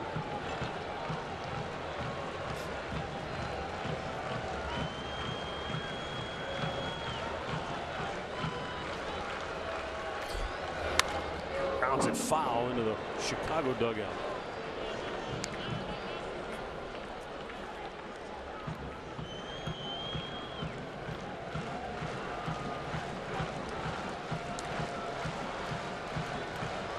This year, Gonzalez does have an 8.18 ERA in the 4th inning. The Indians would like to add to that.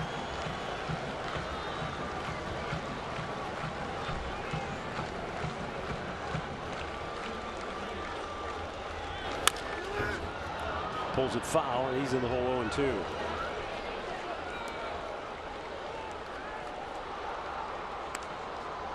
You know, we've been focusing on the struggles of this Indians offense of late. How about this? Bradley Zimmer has 13 runs batted in. That's 9 fewer than Edwin Encarnacion, and Encarnacion has 141 more at bats than Zimmer.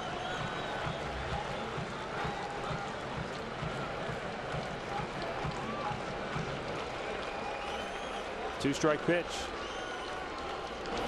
In the dirt. Nice stop by Narvaez. Keeps it a tie game. Trying to prey on the aggressiveness of a young hitter on an 0-2 pitch. He wasn't going to throw him a strike. There's the split. He threw it the last time. His change of pace. He bounced it, but he did not offer. Nice job by Narvaez, who called it. He knows it. It may be in the dirt, so he puts a body on it. 30th pitch of the inning for Gonzalez. And another one in the dirt. Well, you know you don't want to go 3-2. Well, it's been steady diet. He started him off with a fastball, and then he went to a steady diet of off-speed pitches. Again, the catcher goes out to talk to him. 4th time somebody's. Now you see, I can see that. You know, get on the same page. You shouldn't have to go out there 3 or 4 times.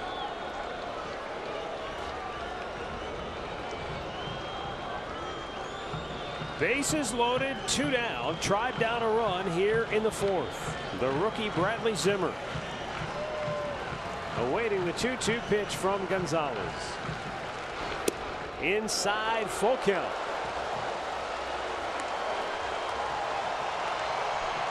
Moved him back inside. Does he come back with a changeup? And will Zim have the patience if it's not a strike to lay off? This big Friday night crowd revving it up.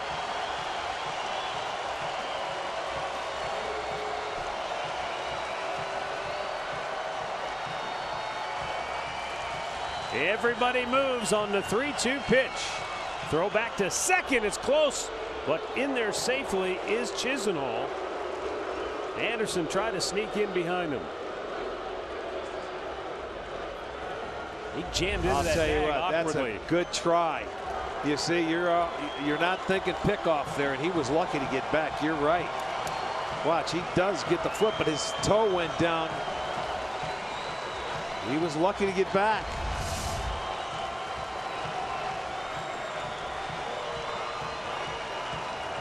Now Gonzalez will deliver, and everybody rolls. Fouled out of play.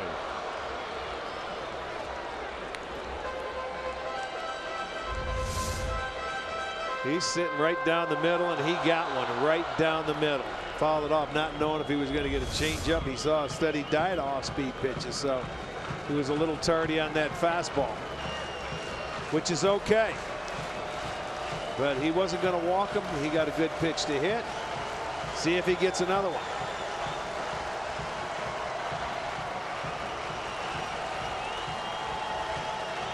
The runners are off. And it's ball 4. We're tied at 2. How about that? He walked the 8 and 9 in. It was a great at bat by Gomes. So if he doesn't want to throw strikes and he's not going to give in, you take what they give you. It's ball 4, you get a run, a free run. Back-to-back walks. And it's the 3rd walk of the game. And walking the 8 and 9 guy.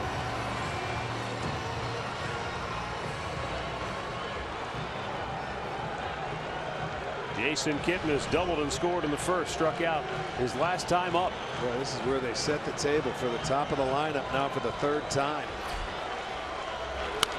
Ground ball to 1st. Abreu takes it himself. The Indians get the tying run walked home. And after 4, we're tied at 2.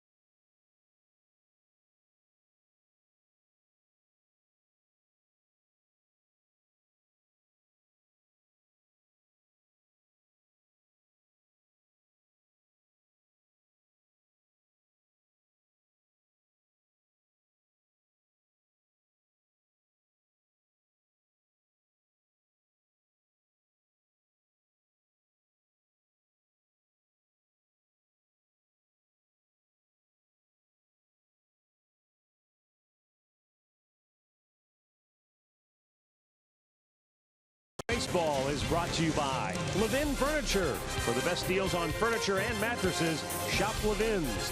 And by Cleveland Clinic, Express Care online. Download it now for free.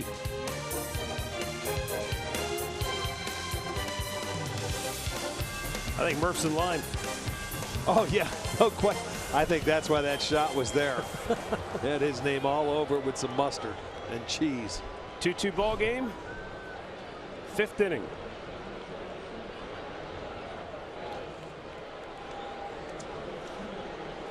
Corey Kluber goes to work against the top of the order. And it's outside, ball 1. Lurie Garcia has already struck out twice tonight. Well, that's the first ball he's seen. It was on 6 pitches.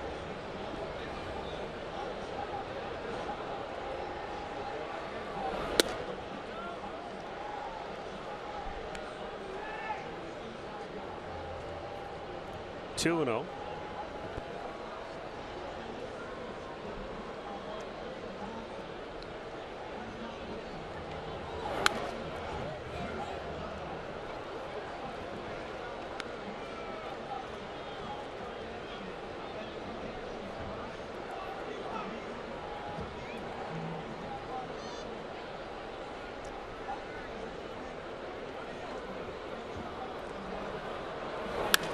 Hit pretty well left center field. That's in the gap. That'll go to the wall. Bare hand grab and throw by Zimmer. But diving in safely with a double is Lurie Garcia. Yeah, I don't think you could hit it any better right between the two outfielders than he did right there. First extra base hit of the evening for the White Sox, and this pitch is going to be right down Broadway. 92-mile-an-hour fastball, middle third, and he stayed on it. Short hops the wall and left. For Garcia, it's his 19th double, so back come the White Sox. Leadoff double.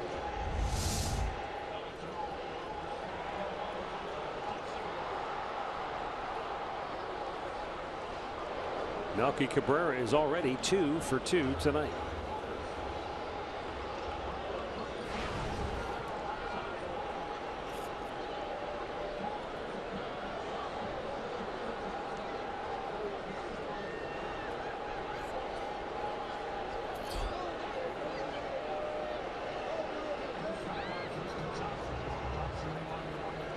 Cabrera was showing bunt as he pulls it back, and it's ball 1. You may just be looking at the reaction of Jose Ramirez down at third, see if it's going to bring him in at all. Cabrera, despite coming into tonight with a .258 season batting average, has hit .308 with runners in scoring position.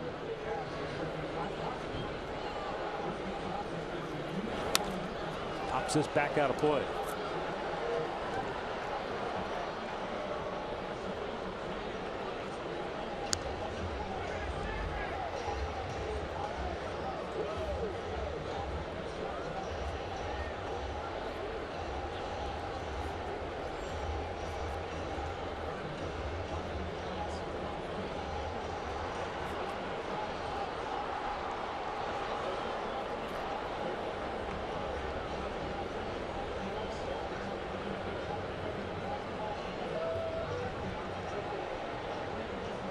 The 1-1 out of play, left side. A ball and 2 strikes.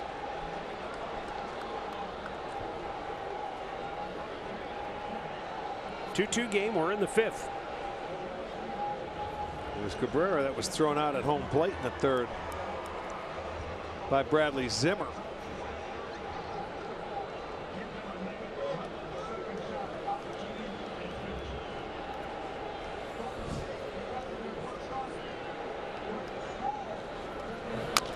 Just reached for it. Kluber will grab it. He'll throw to first. And that's out number 1. It works like a bunt as Garcia goes Yeah, to it third. really does. I mean, there's nothing you could do with it. He just rolled over the top of it. It wasn't hit that far.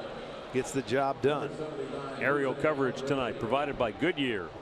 Leading the way with tires that deliver superior performance in clutch situations. Goodyear, more driven. What a shot tonight, huh? A lot of action going on downtown Cleveland. Boy, there are a ton of people down here. Yeah, there really is. All packed in on the plaza, in between the ballpark and the arena.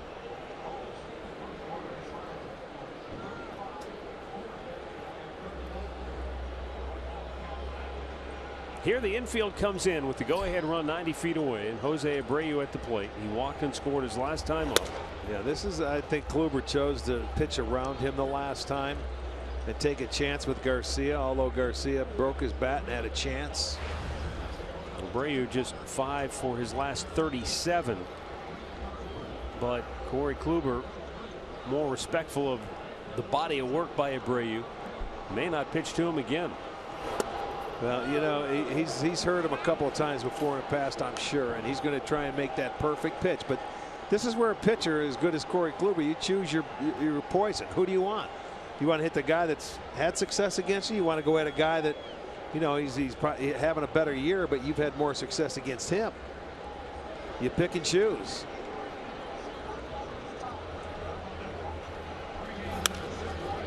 In the air, center field. Is it deep enough? Zimmer. He'll make the catch. Tagging is Garcia. He'll try to score. Throw way offline. Well, that's what happens when you try and get too much on the ball. I mean, you really try to throw it and you give it everything you got, and you overthrow it and it's way offline. But he wanted to stay behind him and make a perfect throw. I want to see if anything slipped on the throw. He stays behind it a little high, but he stayed behind it, and oh, he caught his spike is what happened. That's why that front, and that's the second time now after he threw the guy out at home plate. His last 2 times he slipped on the next one, and that front foot got caught there. So sacrifice fly, they retake the lead. So 3-2 Chicago now for Avisail Garcia, who is 1 for 2 on the night.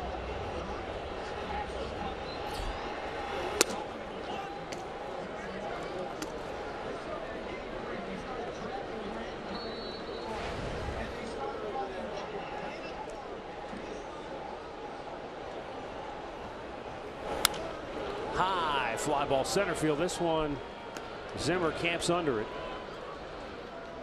and makes the catch to end the inning, but Chicago responds and they lead it 3-2 halfway through.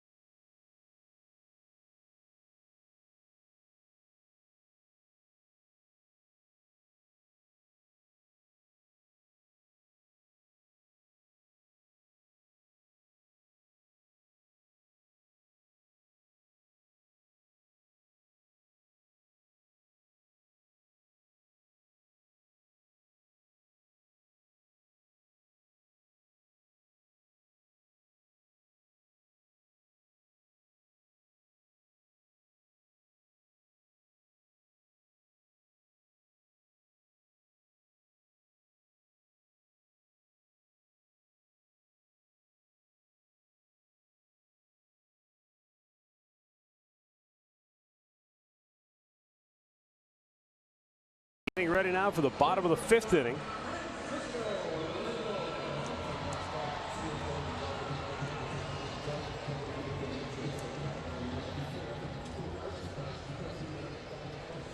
Francisco Lindor will lead it off. Michael Brantley, then Carlos Santana.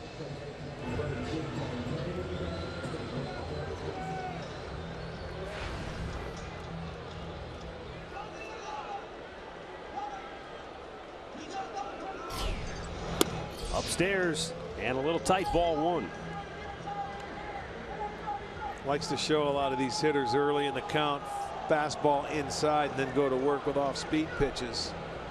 Comes a slider or the curveball. There's a slider.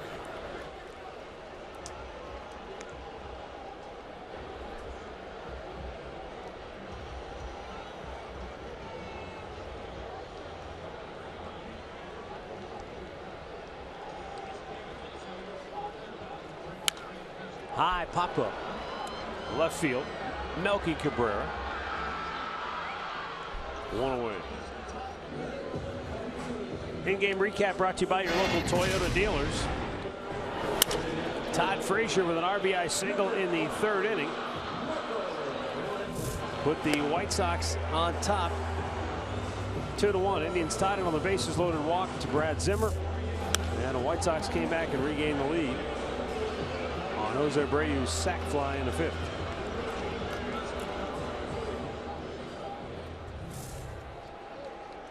One down for Michael Brantley, who drove in the Indians' first run of this game with an RBI single in the 1st, plating Jason Kipnis, who had doubled to lead it off.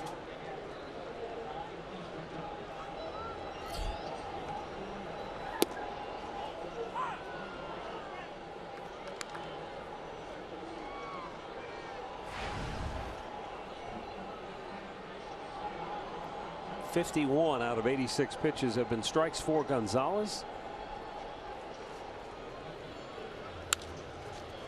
And a routine bouncer to second. 2 quick outs. Well, Rick, we got a letter here from Walter and Ruth Shuddy from North Royalton, Ohio. They were going to celebrate their 58th wedding anniversary on June 6th. The problem is, Walt sent us a letter on May 30th. So by the time we got it, we were already on the road. Okay. So we just received this when we got home.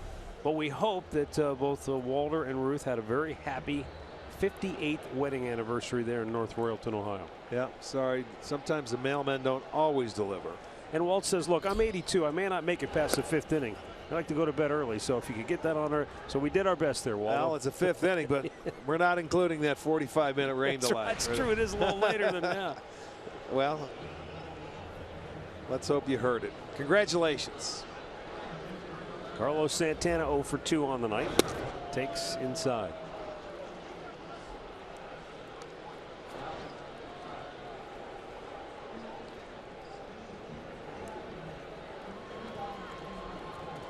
Gonzalez already tonight with 7 2-0 counts.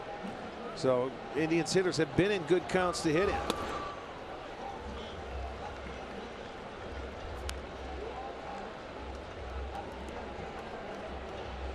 Now he has walked 3, but all 3 have come with 2 outs. Yes, exactly. And they haven't been able to really hurt him. No. Another 2-out walk. 4 straight. So all walks coming with 2 outs. Well, 12,500 fans are going to receive a Carlos Santana jersey courtesy of Discount Drug Mart tomorrow night. Middle game of this 3-game series. And you will, after the ball game, have a fireworks show. Just go to Indians.com for the tickets. Oh, there goes Narvaez. Is he your favorite catcher now? Another meeting at the mound.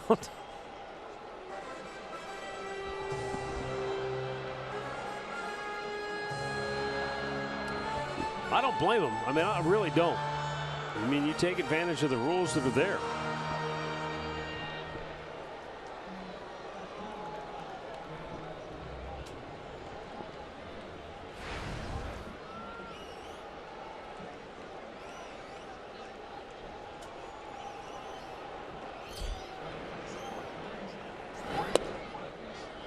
And a strike is called.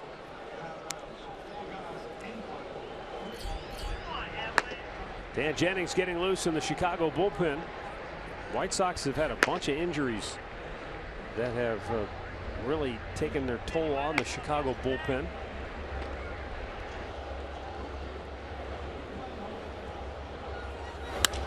There's a drive to deep center field. Back is Engel. He's out of room. It's out of here. Edwin Encarnacion into the second level of the trees in center field. And just like that, the Indians go in front. Well, that's the first time out of those 4 walks he's been hurt. And, you know, it's only a matter of time.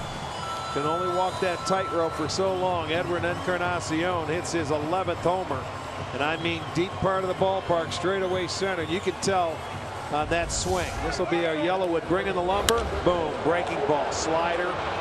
That is not coming back. There you go. Indians with the lead. Good swing by Encarnacion.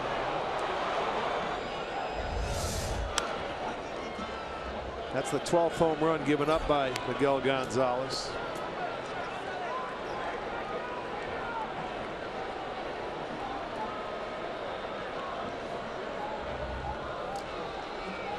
Jose Ramirez takes down low. Those are the ones that hurt. The 2 out. When you have a chance to end that inning and a guy can get you right there, that should give the Indians a little boost. 11 homers, 24 runs batted in now for Encarnacion, and now Ramirez bangs one to center field. Engel has to race over to cut it off. Go get it. Ozzy's going for 2. The throw is not in time. I like it. It was all hustle. I don't know if they're going to check it out. It was awfully close, but it's a great time, man. Put the pressure on the defense. You just took the lead. And he realizes that, so when he finds it in the gap and the center fielder Engel going to his left, let's put the pressure on him. Let's go. He knows he's got to go fast, and he slides in, and it's awfully close. Good hustle. Now we've got a timeout for a pitching change. The Cleveland Clinic call to the bullpen by Rick Renneria has been made, and the night comes to an end for right-hander Miguel Gonzalez. Left-hander Dan Jennings is coming on when we come back. Indians now leading it 4-3 here in the 5th inning.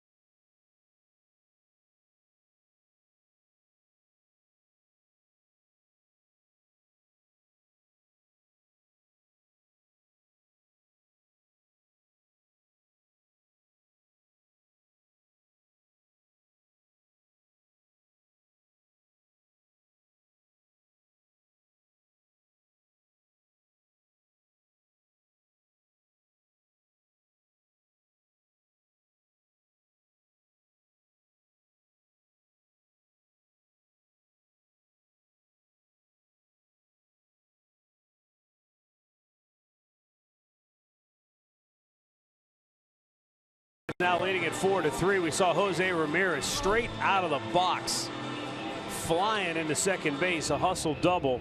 And as we bring in Andre Knott before the game, while we were waiting out the rain delay, we listened to Terry Francona.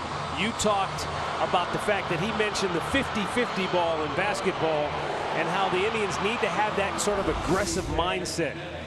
That's a pretty good example of what he's talking about right there. That is the exact model of what he wants. He wants teams to be on their heels when they play against the Indians. He doesn't want them waiting around for a home run like they just got. Be present for that. But I got to tell you a quick story.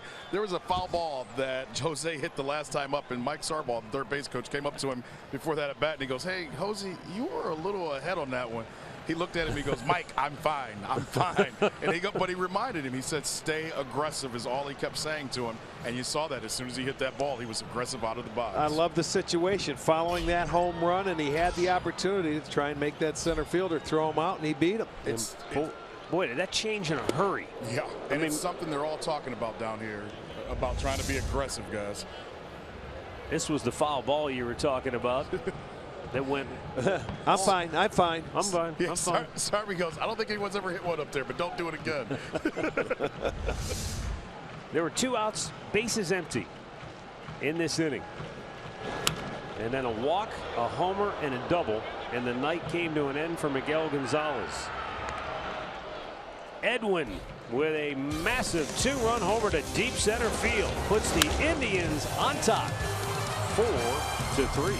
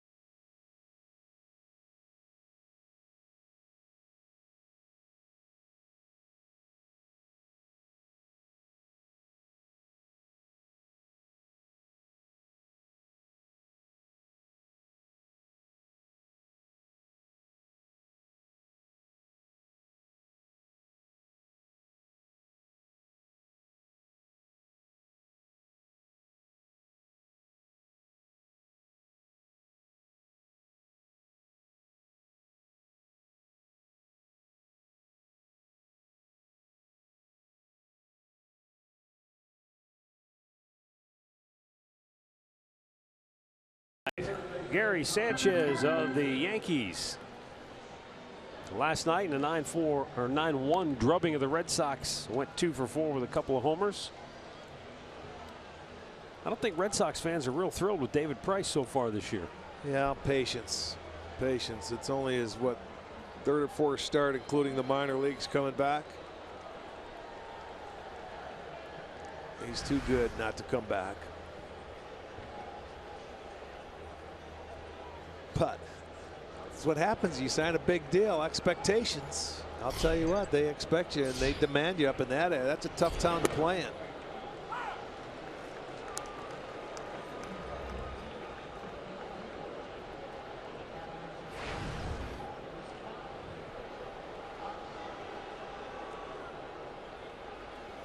Todd Frazier takes a look. 1 ball, 1 strike. Frazier walked in the 2nd. He drove in a run with a single in the 3rd.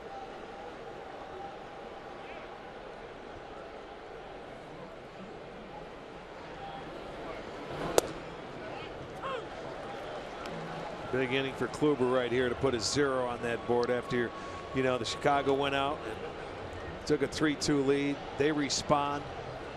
So Corey, right now you need a big 0 and get that offense back in there to add on.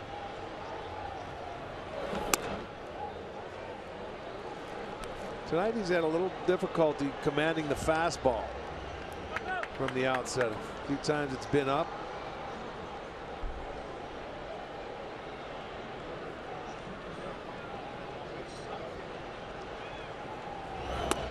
Lays off. Frazier, you know, in his first at bat was down in the count, and he battled them and worked a walk by laying off some tough sliders.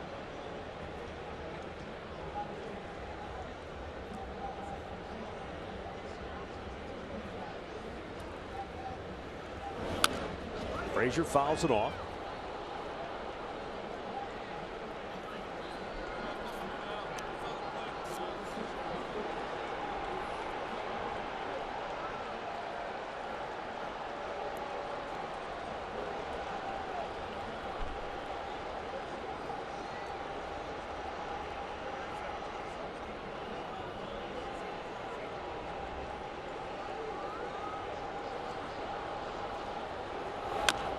Little jam job right out in front of the plate, and Combs will throw him out. Doesn't get any easier than that right there.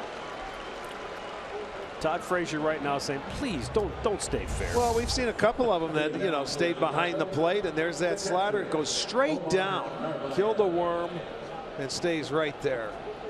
That's behind the plate. It had a little He wanted to get Oh, that bat and he slid did. it foul like a hockey guy. Kick it out of play. The scraper. See, it makes you talk to yourself. The mad scraper, right? Good from 3 feet and in. Here is Omar Narvaez, and he blisters one foul past the White Sox dugout.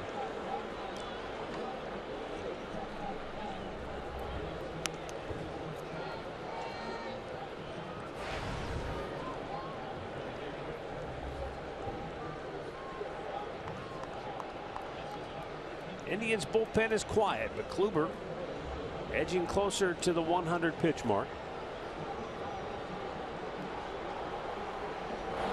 And a weak ground ball by him. Kipnis scoops it, flips it, 2 down.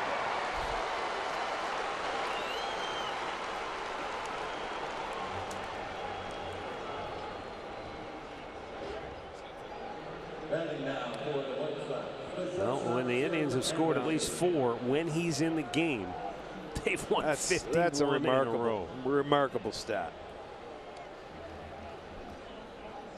Started in 2013, right around now, June 11th. What's today, the 9th? Because it's incredible, because we've seen good pitchers cough up big leads. Sure. This guy doesn't do it. Well, it can happen to anybody, but boy, it's I like that stat right there. Swung on and missed. Because you figure you're going to have an off night one of those nights when your offense is out there, but it hasn't happened to him in 4 years. The 0-1. Of course, you got a lot of help from behind you, from your friends out there in that bullpen too. But he holds you right there if you give him 4.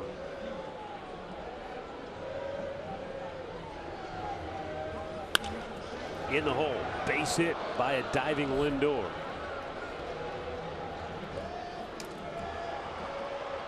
Anderson, a pretty good breaking ball hitter for a young guy. Finds a hole between short and third. Number 24, Matt Davidson.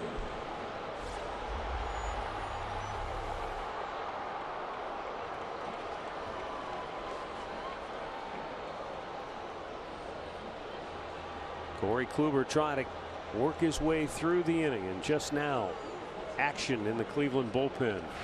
Andrew Miller has grabbed the baseball, and he'll begin to loosen in a hurry.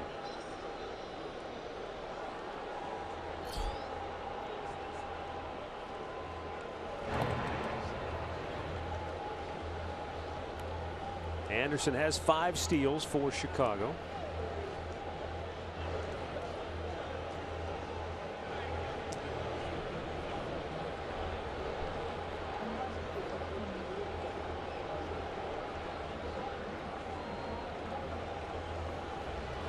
Swung out and missed.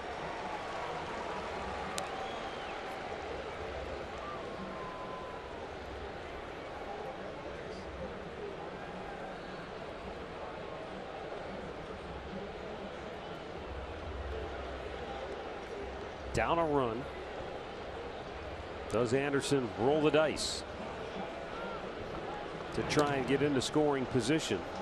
Well, the White Sox rolled the dice back in the 3rd inning, albeit there were no outs in that situation,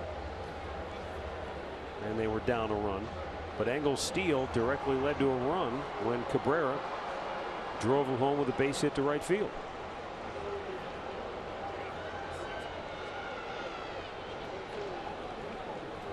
Swung out and missed. It's 0-2. Excellent slider right there, down, away, off the plate. Tough for right-handed hitters. Or it could be so tough on a right-hander. Look at that, off the dish. It's not a strike. It looks like it is. You know, right-handers coming into today, just a .218 average against them, and you can see why. That's one big reason, that last pitch.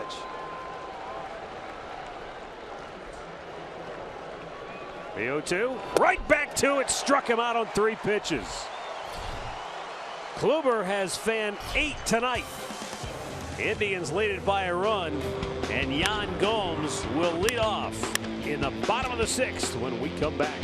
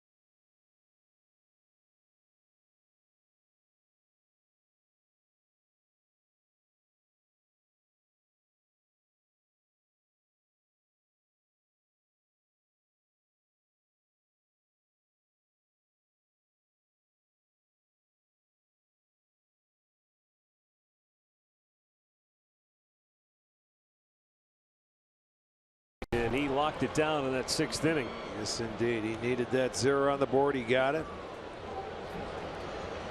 He has struck out 7 or more batters in 10 consecutive starts here in Progressive Field, dating back to August 16th of last year. Swing and a miss. Take a look at the numbers for left-hander Dan Jennings, who got the pop-up to end the 5th inning.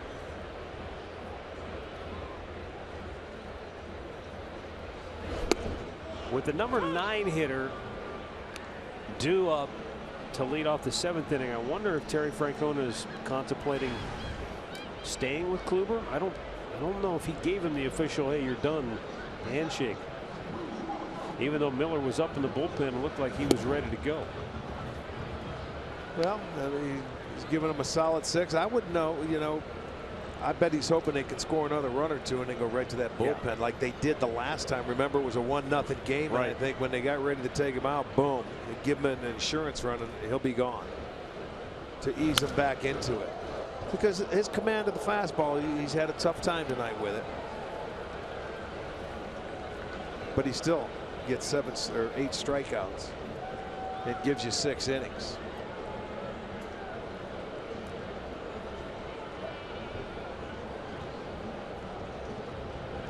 Now the 1-2. Bounced it.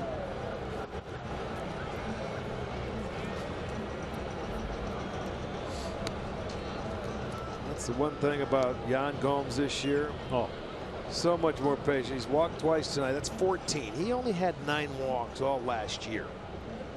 And he had many more at bats. And I think that's one thing that's brought him back, to give him so much more confidence this year. Patience. The more pitches you see, the better idea you have at the dish.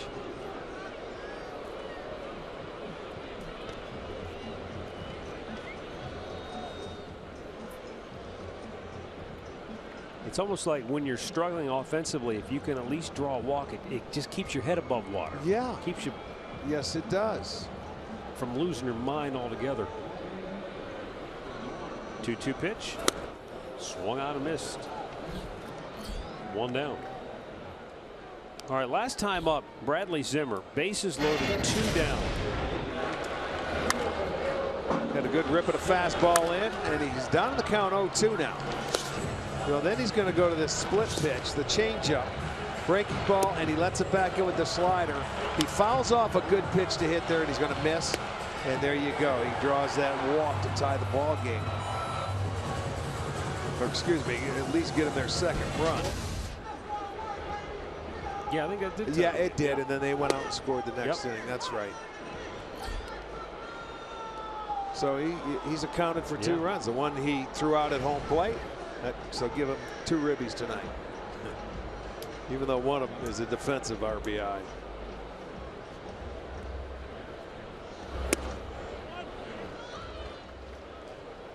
Well, you can see what Terry's doing with him now too. He's giving him opportunities to play, and he started him against left-handers, and he sees that, you know, he's not overmatched here. You like to ease young players into it, but I'll tell you what, he's been ready for the fight, and he's still learning, and he will learn all year.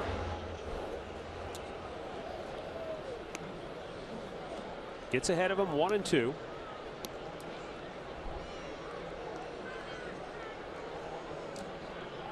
And you watch, the more we see him, the more confidence he'll get week by week as he learns. Oh, a quick pitch. And he missed with it. He tried to quick pitch him right there. Tricks of the trade.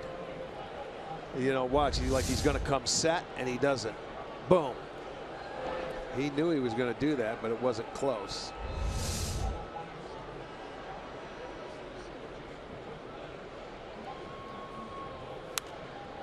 Good swing.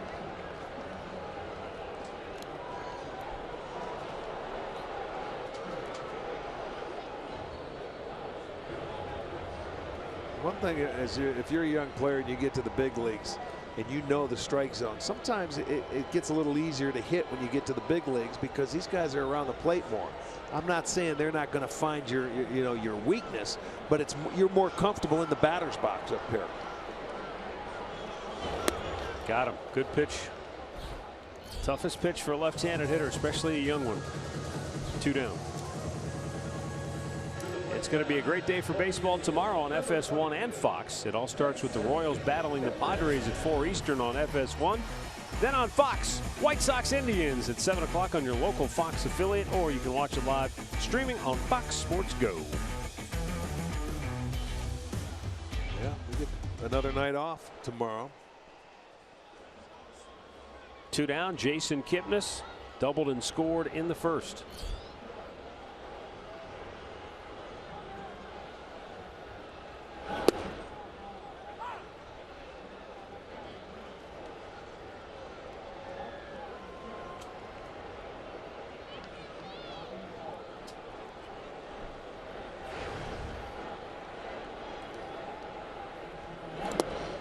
Bounced it in there. 1 ball, 1 strike.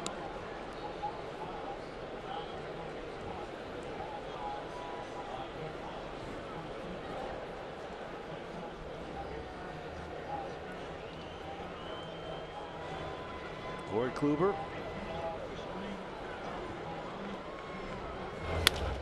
Will he be coming back, or is his night over? We're about to find out. Adam Miller ready in the bullpen. We'll see what Tito decides. I would assume it's Miller time here in Cleveland.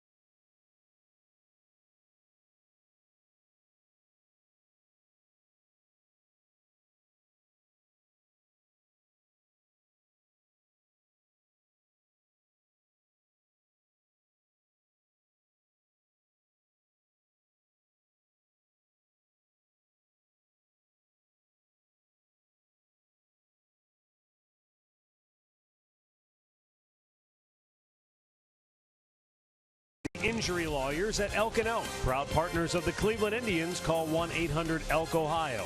And by the stylish 2017 Kia Optima.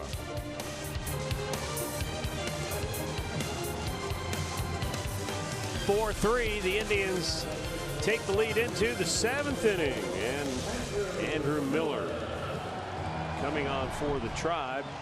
He's 3-0 on the year with an 0.33 earned run average, 25 appearances, 5 walks, 40 strikeouts. Yeah, he's pretty stingy, as he has been.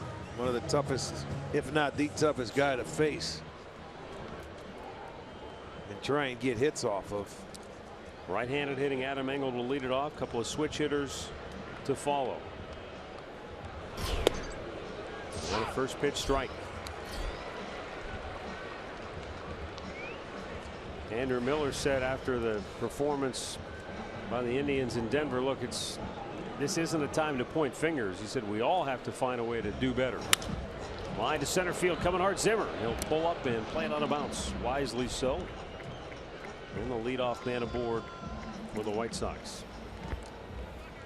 Let's get on to Andre. Andre, after that game that wrapped up the road trip, it was an ugly one for the Indians. What happened in the clubhouse after the game? There was one of the first only where the door was locked right after the game. Tito told everyone in the 9th inning, had Brad Mills basically say get in the clubhouse as soon as the game is over, and he used some words that we can never use here. But as a couple players told me, he said exactly what they needed to hear. We've talked during games before and saying how Tito doesn't like to get emotional with his guys. He got emotional in Colorado on Wednesday. And as I said, each player that I talked to, or the couple that I talked to, said we deserved it. We needed that. We needed the kick in the butt that he gave us, and it was good to have a day off where we could all think about what he said. Yeah. And kind of come here with the right attitude today. And it's so far, I can tell you, since I sit right next to these guys every night, you can tell that having some energy and being behind each other on every pitch was a part of what was said in that meeting. Yeah, and it's up to them to do it. And they realize it, but it's nice when it comes from him because he protects those guys as well as anybody. Garcia bunts. Santana fields it, takes the sure out. Kipnis tags the bag. One away. Engel moves into scoring position. And go ahead. No, Rick made a good point that Tito does protect them a lot. A lot of times he treats them like men, and I'm not saying that he didn't here, but I think that's one of the things he said that in a press conference we played earlier tonight, and I know some people may have missed it. But he has too much belief in this group. He said if he didn't believe in this group, he wouldn't treat them the way that he treats them. He believes that these guys are too good. And the one thing that stood out to me, a player said it, and he said it to me as well. They've changed who the Cleveland Indians are and have been in the past over the last 4 or 5 years. And Tito doesn't want to lose that because this group can't come together or figure it out. Exactly. He's like a parent to everybody. You can't yell at them all the time, or they turn you off and they become deaf. But when you say something, they have to realize what you're saying. They better think and they better listen. And hopefully it has an impact. We'll see, because sometimes when you hold meetings like that, it doesn't. You don't see it the first night or the first couple days, but it does make an impact, and you'll see it hopefully the rest of this month. Swung on and missed, and it's 1-1. There's also been a lot of talk about leadership amongst the players, and I know even talking to Francisco Lindor today, just he and I, and talking about what it takes to be a leader, and do they miss a guy like Mike Napoli? And he said sure, but he said at the same time, this is his team. Yeah. We got to take advantage. There's no excuse. There's no excuse because some guy isn't here. Absolutely right. You patrol your own clubhouse with the 25 you have, or the 40 guys, or the 35, whoever's going to be with you all year long. That's who's in the boat right now. You can't worry about who's not here. That's right. Come on, boys. We all got to roll in the same direction. That's what the bottom line is. The chemistry has got to get a little bit better from my eyes.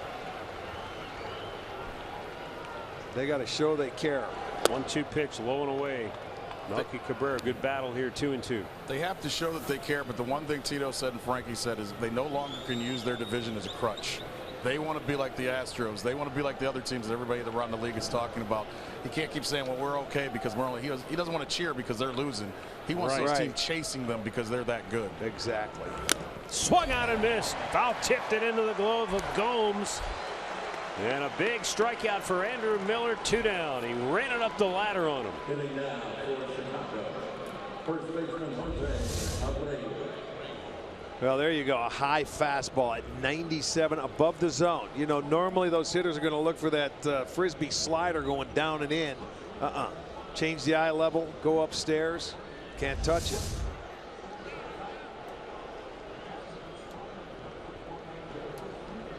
Jose Abreu walked and scored in the 3rd inning. He's drilled by that pitch. He had a sac fly in the 5th. And now he'll be headed to first base if he can get up. That ball nailed him pretty good. Not sure where it got him. I don't know if that was the slider or fastball that went in there. You almost have to think that by his reaction, he's in a world of hurt right now. It takes 3 of them to lift him up. I wonder if it got him on the knee. Yeah, it because did. He's just. It did. Can't put any pressure on it right now. It looks like the left knee at that, so his front knee. They're going to get a runner for him. Yeah, he can't put any pressure on it. No. All right. Ouch. Calf. Looked like more just than the below knee. the knee. Yeah. It looked like at the front part of that calf. He couldn't get out of the way. And if his foot was on the ground, that's even going to hurt even more. It was. He never got it off the ground, and that's a stinger. That's more like the side of the knee. On that look, it didn't look. It looked like it was above the calf. You know, on that bony part of your knee. That's just got to be all kind of painful. No protection. That's a stinger. So the runner, Yolmer Sanchez, will be the pinch runner. Boy, when you see a guy leaving the field like that, that is not a good sign. Right fielder, Abisail Garcia.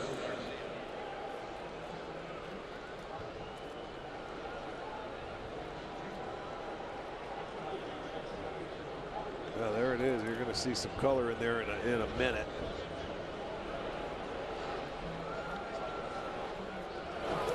Avisail Garcia, swing and a miss.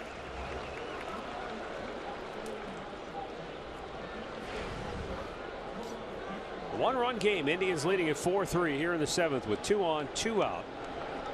And Andrew Miller delivers, and it's 0-2.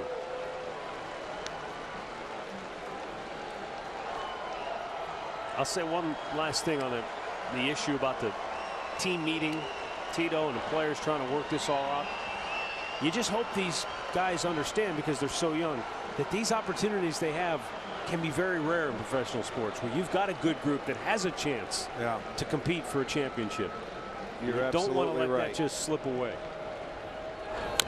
Fouled off.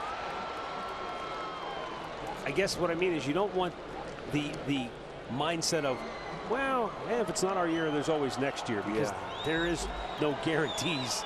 No, not in this game especially. I was told by a manager a long time ago, man, you got to play every game like it's going to be your last, because you know what? One day it will. It'll be your last, so you got to give it all. You can't. There's got to be no quit. 2 on, 2 out, 2-strike pitch. Bounced it. Good block by Gomes.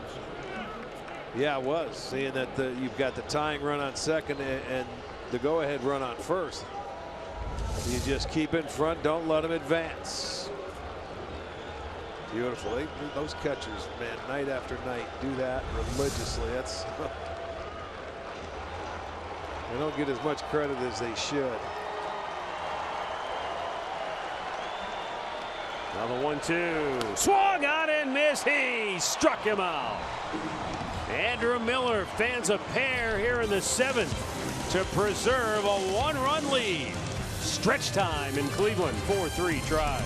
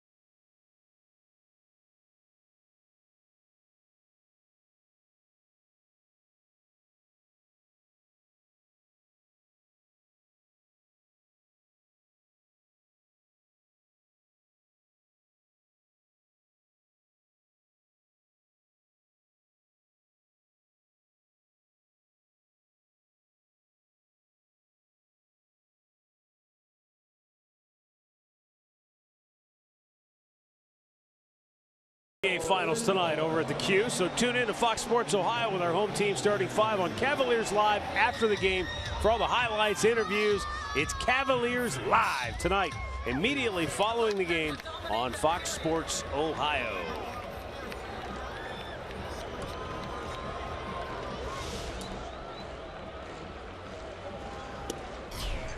Francisco Lindor takes a strike. Yolmer Sanchez stays in the game. He goes to third. Todd Frazier goes across the diamond. He takes over at first for Jose Abreu. Line to center. Angle broke in, and he leaps up and snares it. Holy smokes, what an athletic play, because initially it looked like he was going to get burned, and it might have been an inside the park homer. That ball was scorched, man. You skip a beat because you think you're okay, but that ball stayed up, and I mean, that was on a line. He jumped up and timed it. And boy, you're just lucky. Yeah, boy, he smoked that ball. You can't hit it any harder than Frankie did there. They grow some leapers down there in Loveland.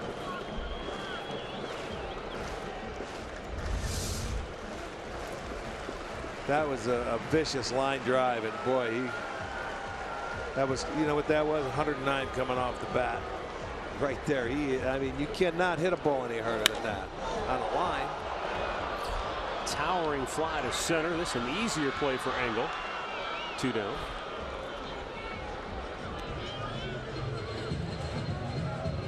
Approaching the plate for the Indians, the first base, Carlos Santana.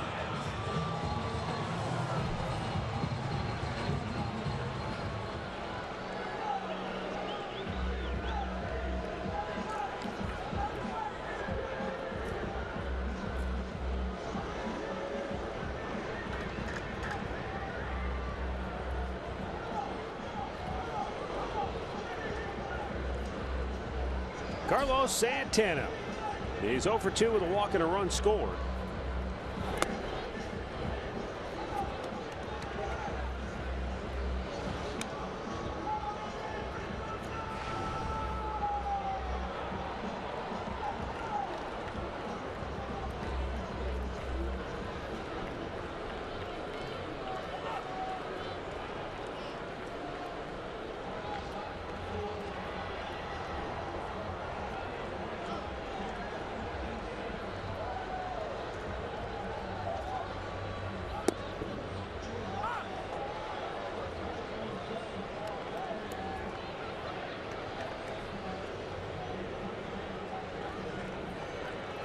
Dan Jennings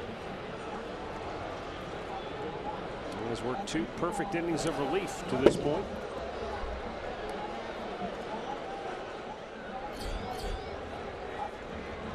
Trying to make it 7 up, 7 down. Petrichka probably to face Encarnacion. Yes, indeed, in line if Jennings cannot retire Santana.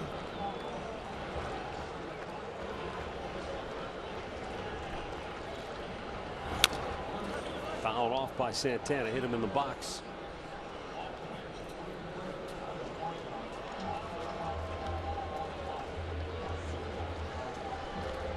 Encarnacion waiting for an opportunity if Santana can reach.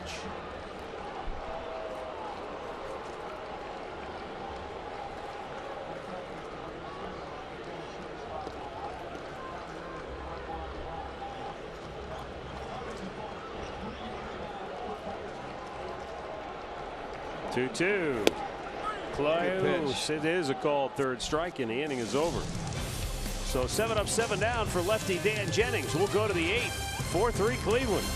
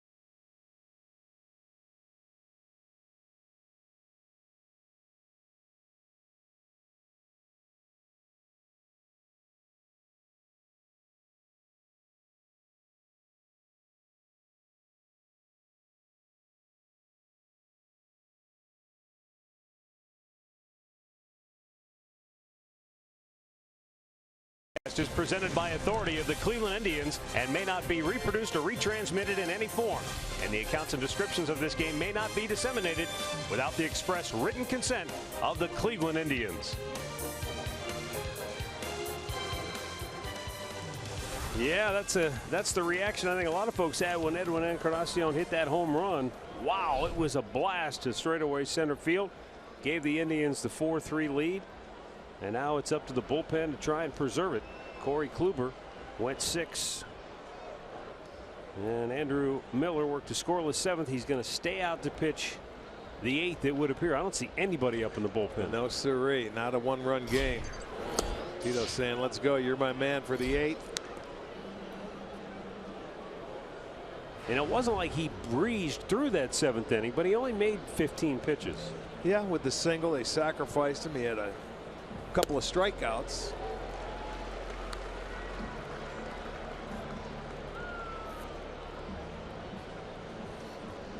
Todd Frazier drove in a run back in the 3rd.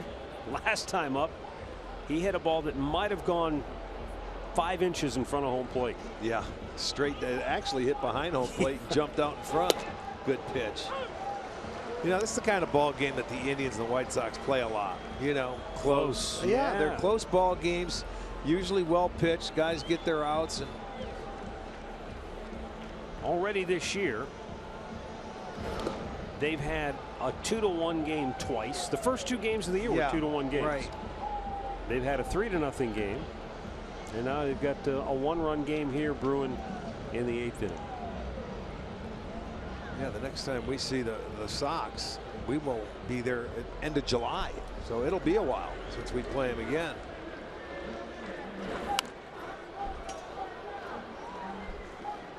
Indians beat Chicago here in the home opener 2-1. And then Chicago came back and won the next day 2-1. Indians went to Chicago behind Corey Kluber and Carlos Carrasco, shut them out back-to-back nights, 3-0, 7-0.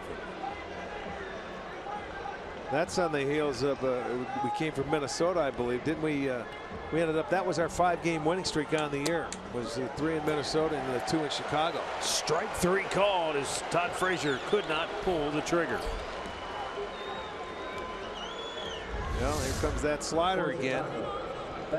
It's backdoor variety. It's off the plate. It comes in, and you can see Frazier just mad at himself for not at least trying to foul it off. He might have been looking for that pitch inside and gave up on it away. You got a pinch hitter here. Kevin Smith.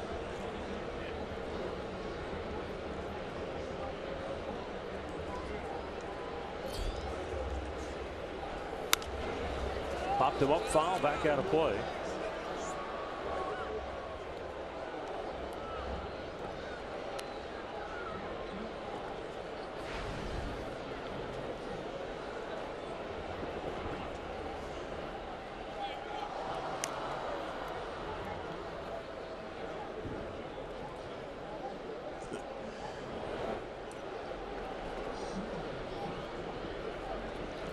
Omar Narvaez was 0 for 3 on the night. Swing and a miss. It's 0-2. Giovanni Soto, the other White Sox catcher that so many people always ask us about, is like, what's the deal with that guy throwing the ball back to the plate? He falls on his knees and just kind of flips it back there. Well, he had elbow surgery, so he's on the DL.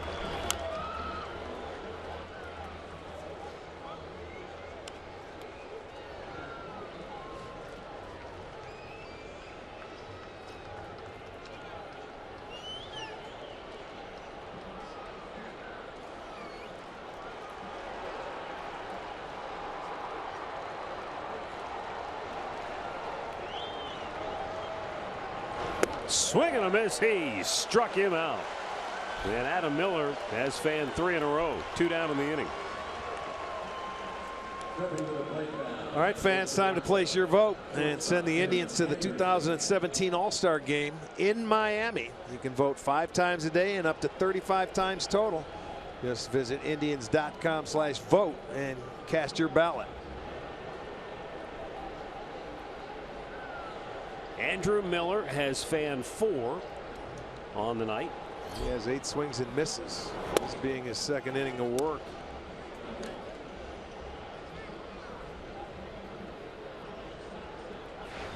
Tim Anderson, 1 out of 3 is single.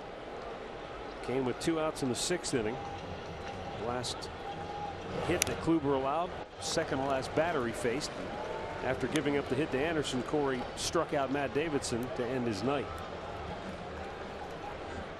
Andrew Miller gave up a leadoff hit to Adam Engel in the 7th. Then after the sacrifice bunt and the strikeout, he hit Jose Abreu with a pitch down around the knee. And then he has struck out 3 in a row since then. Just missed outside.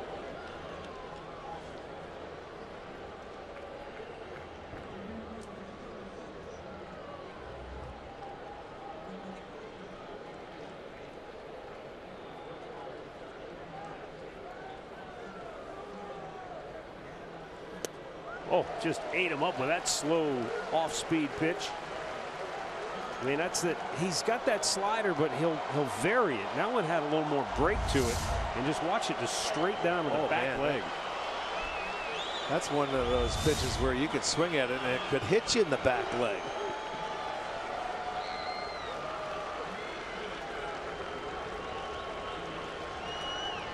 Here's the 2-2. Popped him up. Shallow center. Kipnis is backpedaling. He calls for it and he makes the catch to end the inning. Andrew Miller strikes out 4 in 2 scoreless innings of relief. Indians lead it by a run.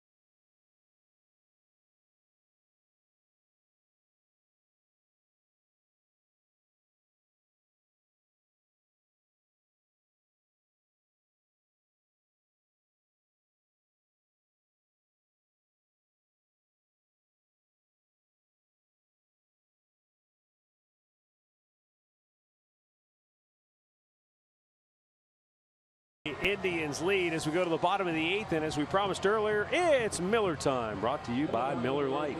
Boy, was this a sight for sore eyes. After 2 outs, nobody on, he walked Santana and hung a breaking ball to Encarnacion, who left the yard and gave him a 4-3 lead. And it's remained that way since. I'd like to see if they can get in this 8th inning and maybe add on.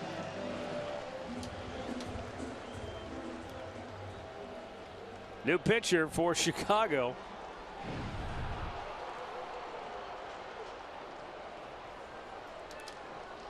Jake Petrichka. He just came back from the DL. Pitch up high. And Kevin Smith stays in behind the plate.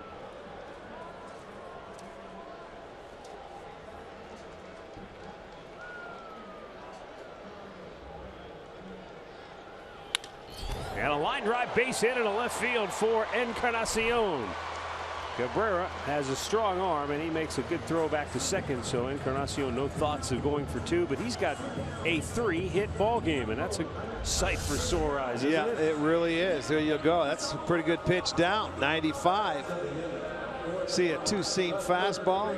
He gets it, and those are things that are a thing of beauty. You know, that first one was like a hit in slow motion where he placed it beautifully, then hit the 2-run home run, gets a hit, and he's going to get pitch run for in this situation here. They want an extra run if they can get one.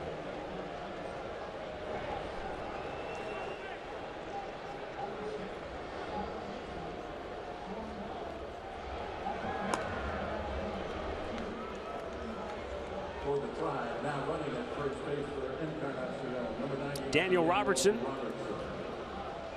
running at first base. Indians looking for that insurance run. Jose Ramirez doubled his last time up. He also flied to deep right tonight.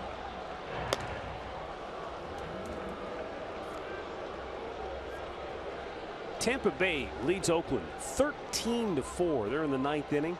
Tampa's hit 5 home runs tonight. Yeah, wow. Well, we know they can do that. Logan Morrison has hit his 17th. Your boy Dickerson went deep again. Yeah, they've got a guy. They swing it hard. Tigers had a 3-0 lead over Boston, but the Red Sox have come all the way back to tie that game 3-3. They're in the bottom of the 8th now, and the Red Sox went ahead 5-3. They had a lead like that yesterday. Detroit did against the Angels, and the Angels came back and smoked them. Jackie Bradley Jr. ended up hitting a 2-run homer to break the 3-3 tie.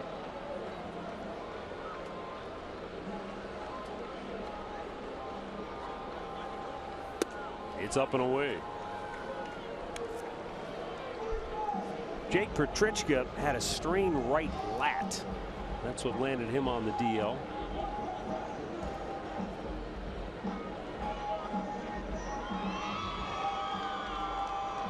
Last year, he had right hip surgery. And that missed up and away 2-1. But, you know, we were talking, I don't think we got a chance to mention this on the air, but before the game we were talking Nate Jones. Yeah. Hard thrower out of the bullpen. Right. He's on the DL. Zach Putnam, he's on the DL. Carlos Rodon, a starter, is on the DL. It has been all year.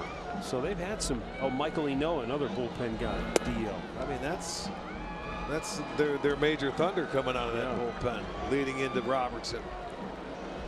Certainly guys we've seen a lot of. They still have Tommy Kahnle. We've seen Dan Jennings, and of course the closer David Robertson. But a lot of these other guys getting opportunities. Ramirez lines it into right field. Robertson hits the bag. He'll dart around and hold. He picked up Mike Sarbaugh as soon as he got around the bag. And remember, we talked about that when he had that the base hit that was a double, and he never picked up Sarbaugh until it was too late. This time he picked him up right away. Well, he was thinking this ball was hit too hard, and Garcia with a pretty good arm. He wanted to get to third base. Watch, he puts his head down. Now he's thinking third base. He took a peek, and then he picks up Mike Sarbaugh, and you better be safe right there because you're first and second, nobody out now, and you're trying to add that one big insurance run if you can. Lonnie Chisenhall 1 for 3 with a double.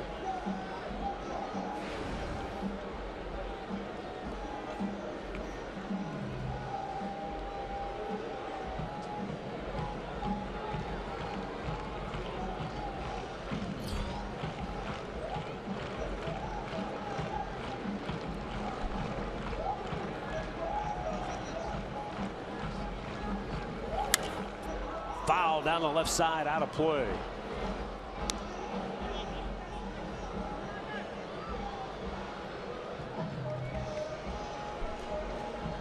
You know, we had Ron Hasse on with us earlier, former teammate of yours, began his career here in Cleveland with the Indians, played a long time in the big leagues, ended his career, I think it was 90 or 91 when he was in Montreal, and then coached for a long time in the big leagues.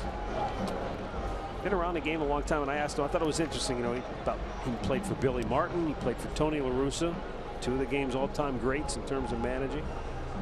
So I thought it would be interesting to ask you, who are some guys, like who would you put up there? Who'd you learn the most from as a manager? Because you played for Frank Robinson, you played for Dave Garcia, who I know you have a great deal of respect for. Harvey Keene, when he got traded to Milwaukee. George Bamberger.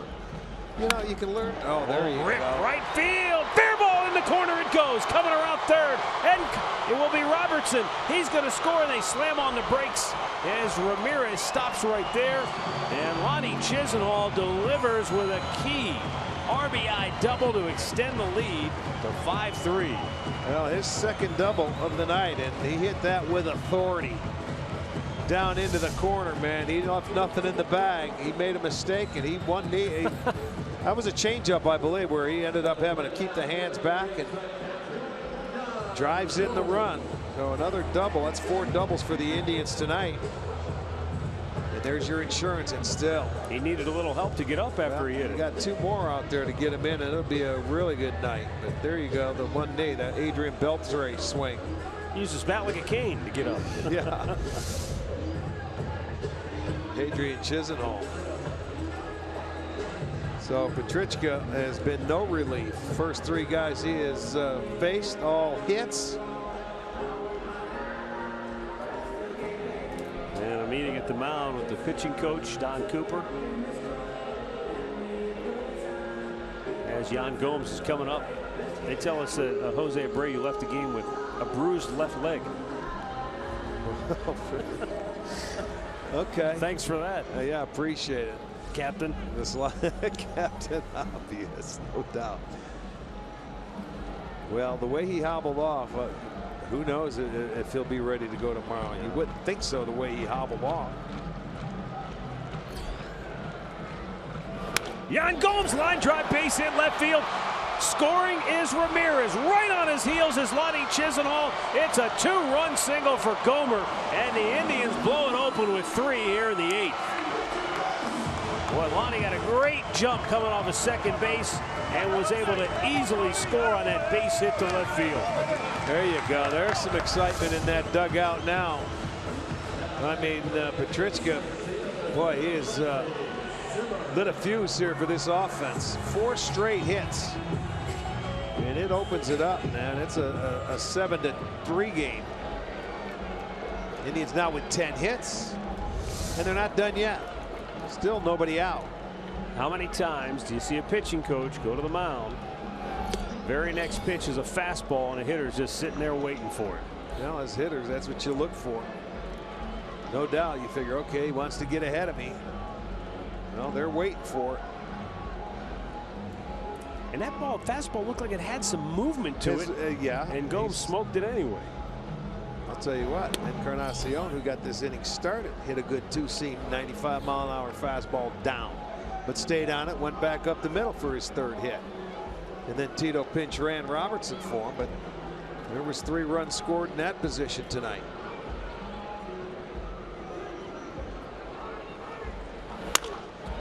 Oh, it's lined into the glove of Frazier, who will double off Gomes. 2 down.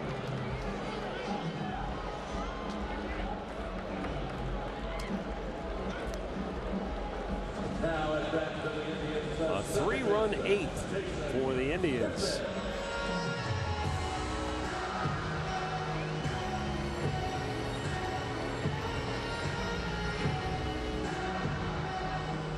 They led it 4-3. Coming into the frame, and then Lonnie Chisenhall with the double dot into the corner, and Gomes then jumped on a fastball, zipping it into left field for 2 more.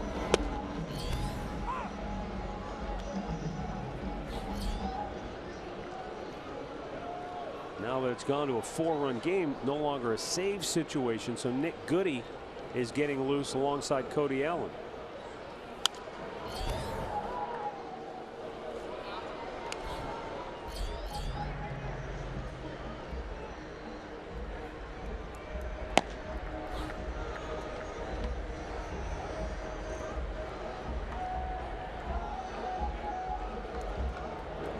Kipnis 1 for 4. He doubled and scored back in the 1st. And a pop-up on the infield. Should end the inning, and it will. Lonnie Chisenhall and Yan Gomes. Lonnie drives in 1, Gomes drives in 2. 7-3 Cleveland.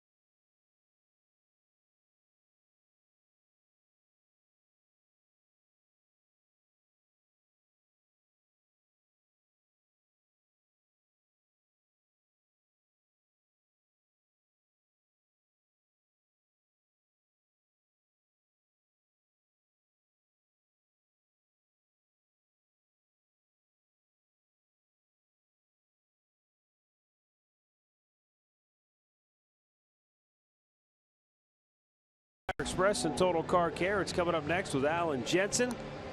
Andre will jump into the fray as well on a big night in downtown Cleveland.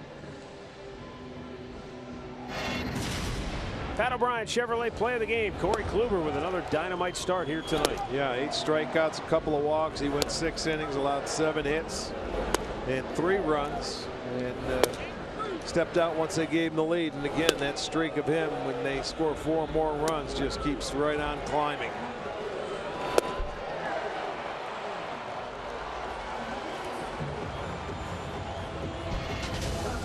And the new pitcher is Cody Allen.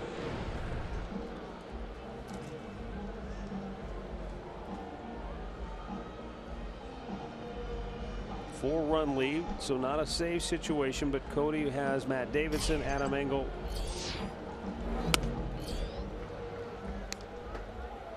and Lurie Garcia due up here in the ninth.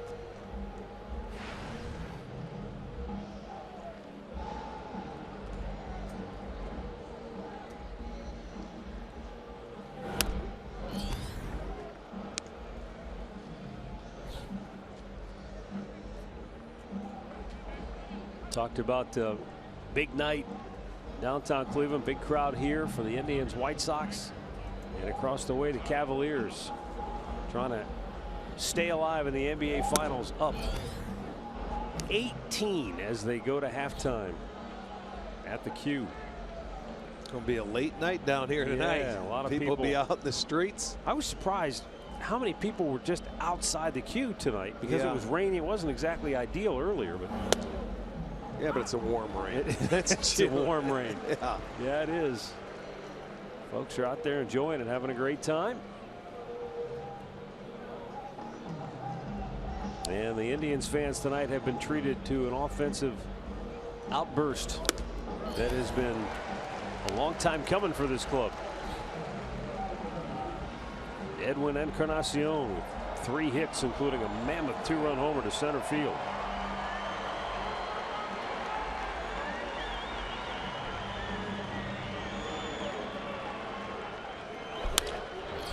In the air, center field, Bradley Zimmer. 1 away. Looking back at our storylines, brought to you by Mazda. Indians trying to get things going at home. They came in 12-14 on the year here at home, looking to establish some home field advantage. Maybe this is a step in the right direction.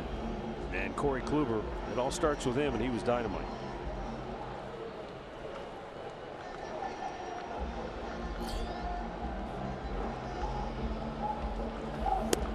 You know, we mentioned it at the time when he gave up the 2 runs.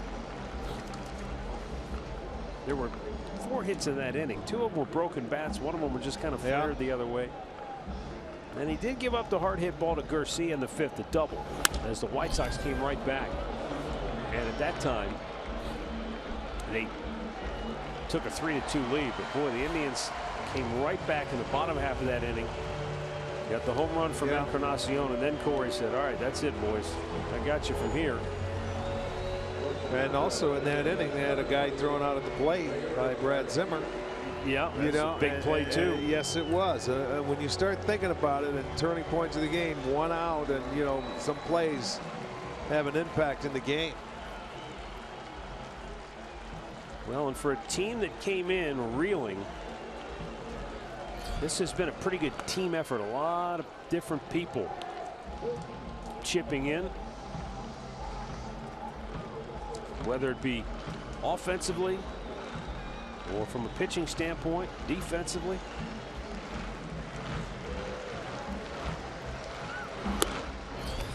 Jason Kipnis has got it started with a double, scored the first run. Brantley had an RBI hit with a runner in scoring position. We talked about Edwin's big night.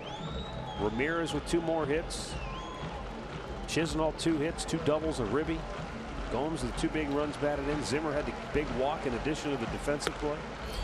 Yeah, I think this is going to be a very important homestand for the Indians. This weekend they'll have another off day on Monday, and then you get the Dodgers, and then you hit that road, and you're going to have a doubleheader. It's an 8-game, 7-day trip. Line drive and a base hit in the center field by Lurie Garcia. So Chicago gets a man on with 2 out in the ninth. Stepping in now for Chicago, number 53, Melky Cabrera.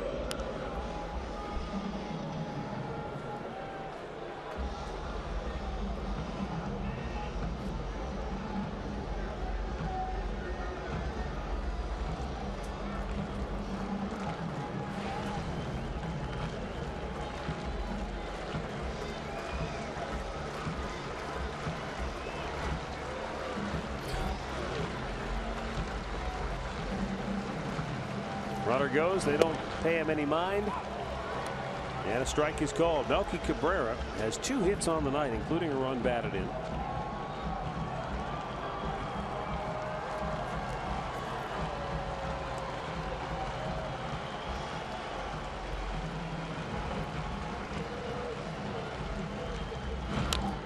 And foul right back. White Sox are down to their last strike.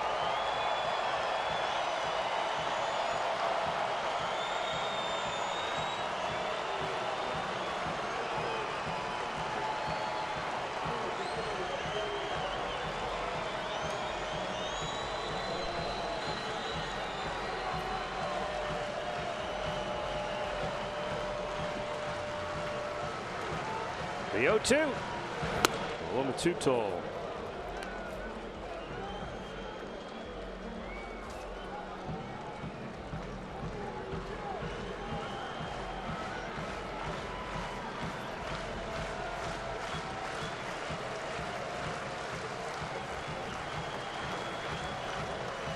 Now Cody fires. Slow tapper up toward first. Cody flips it. Santana, does he have the bag? He does, and the game is over. We think. Well, I'll tell you what, he's out at home plate even if he is safe at first. Good point. So even if he is safe at first, even if they were to replay it or challenge it, they're going to look at it. Or does that kill the play at first? No, they're going to go look at it. Gomes did tag the runner, and he would have been out at home anyway. Yeah, he would have. So I think that's maybe what the discussion is. Do we even have to bother? Looks like he gone. Well, let's see. They're still talking. They're still discussing it. It was a weird play at first because the flip. Carlos was just trying to find the bag. Is he on the bag? Looks like his foot. Yeah. Looks like his foot was engaged with the back part of the bag. It did. It did. They'll get a look at it. It was a tough play because Cody was in between. He was thinking of tagging him, and I think it looked like his toe was on the base. It's over. There it is. The call is made, and the game is over. And the Indians win this one going away by a final score of 7-3. And with that win, the Tribe is now 30-28. White Sox have lost 3 straight and 8 of 9, and they fall to 25-34. The winning pitcher is Corey Kluber as he goes to 5-2, and the loss to Miguel Gonzalez, who is now 4-7 on the year. So the Tribe with a much needed win here tonight at Progressive Field in front of a big crowd.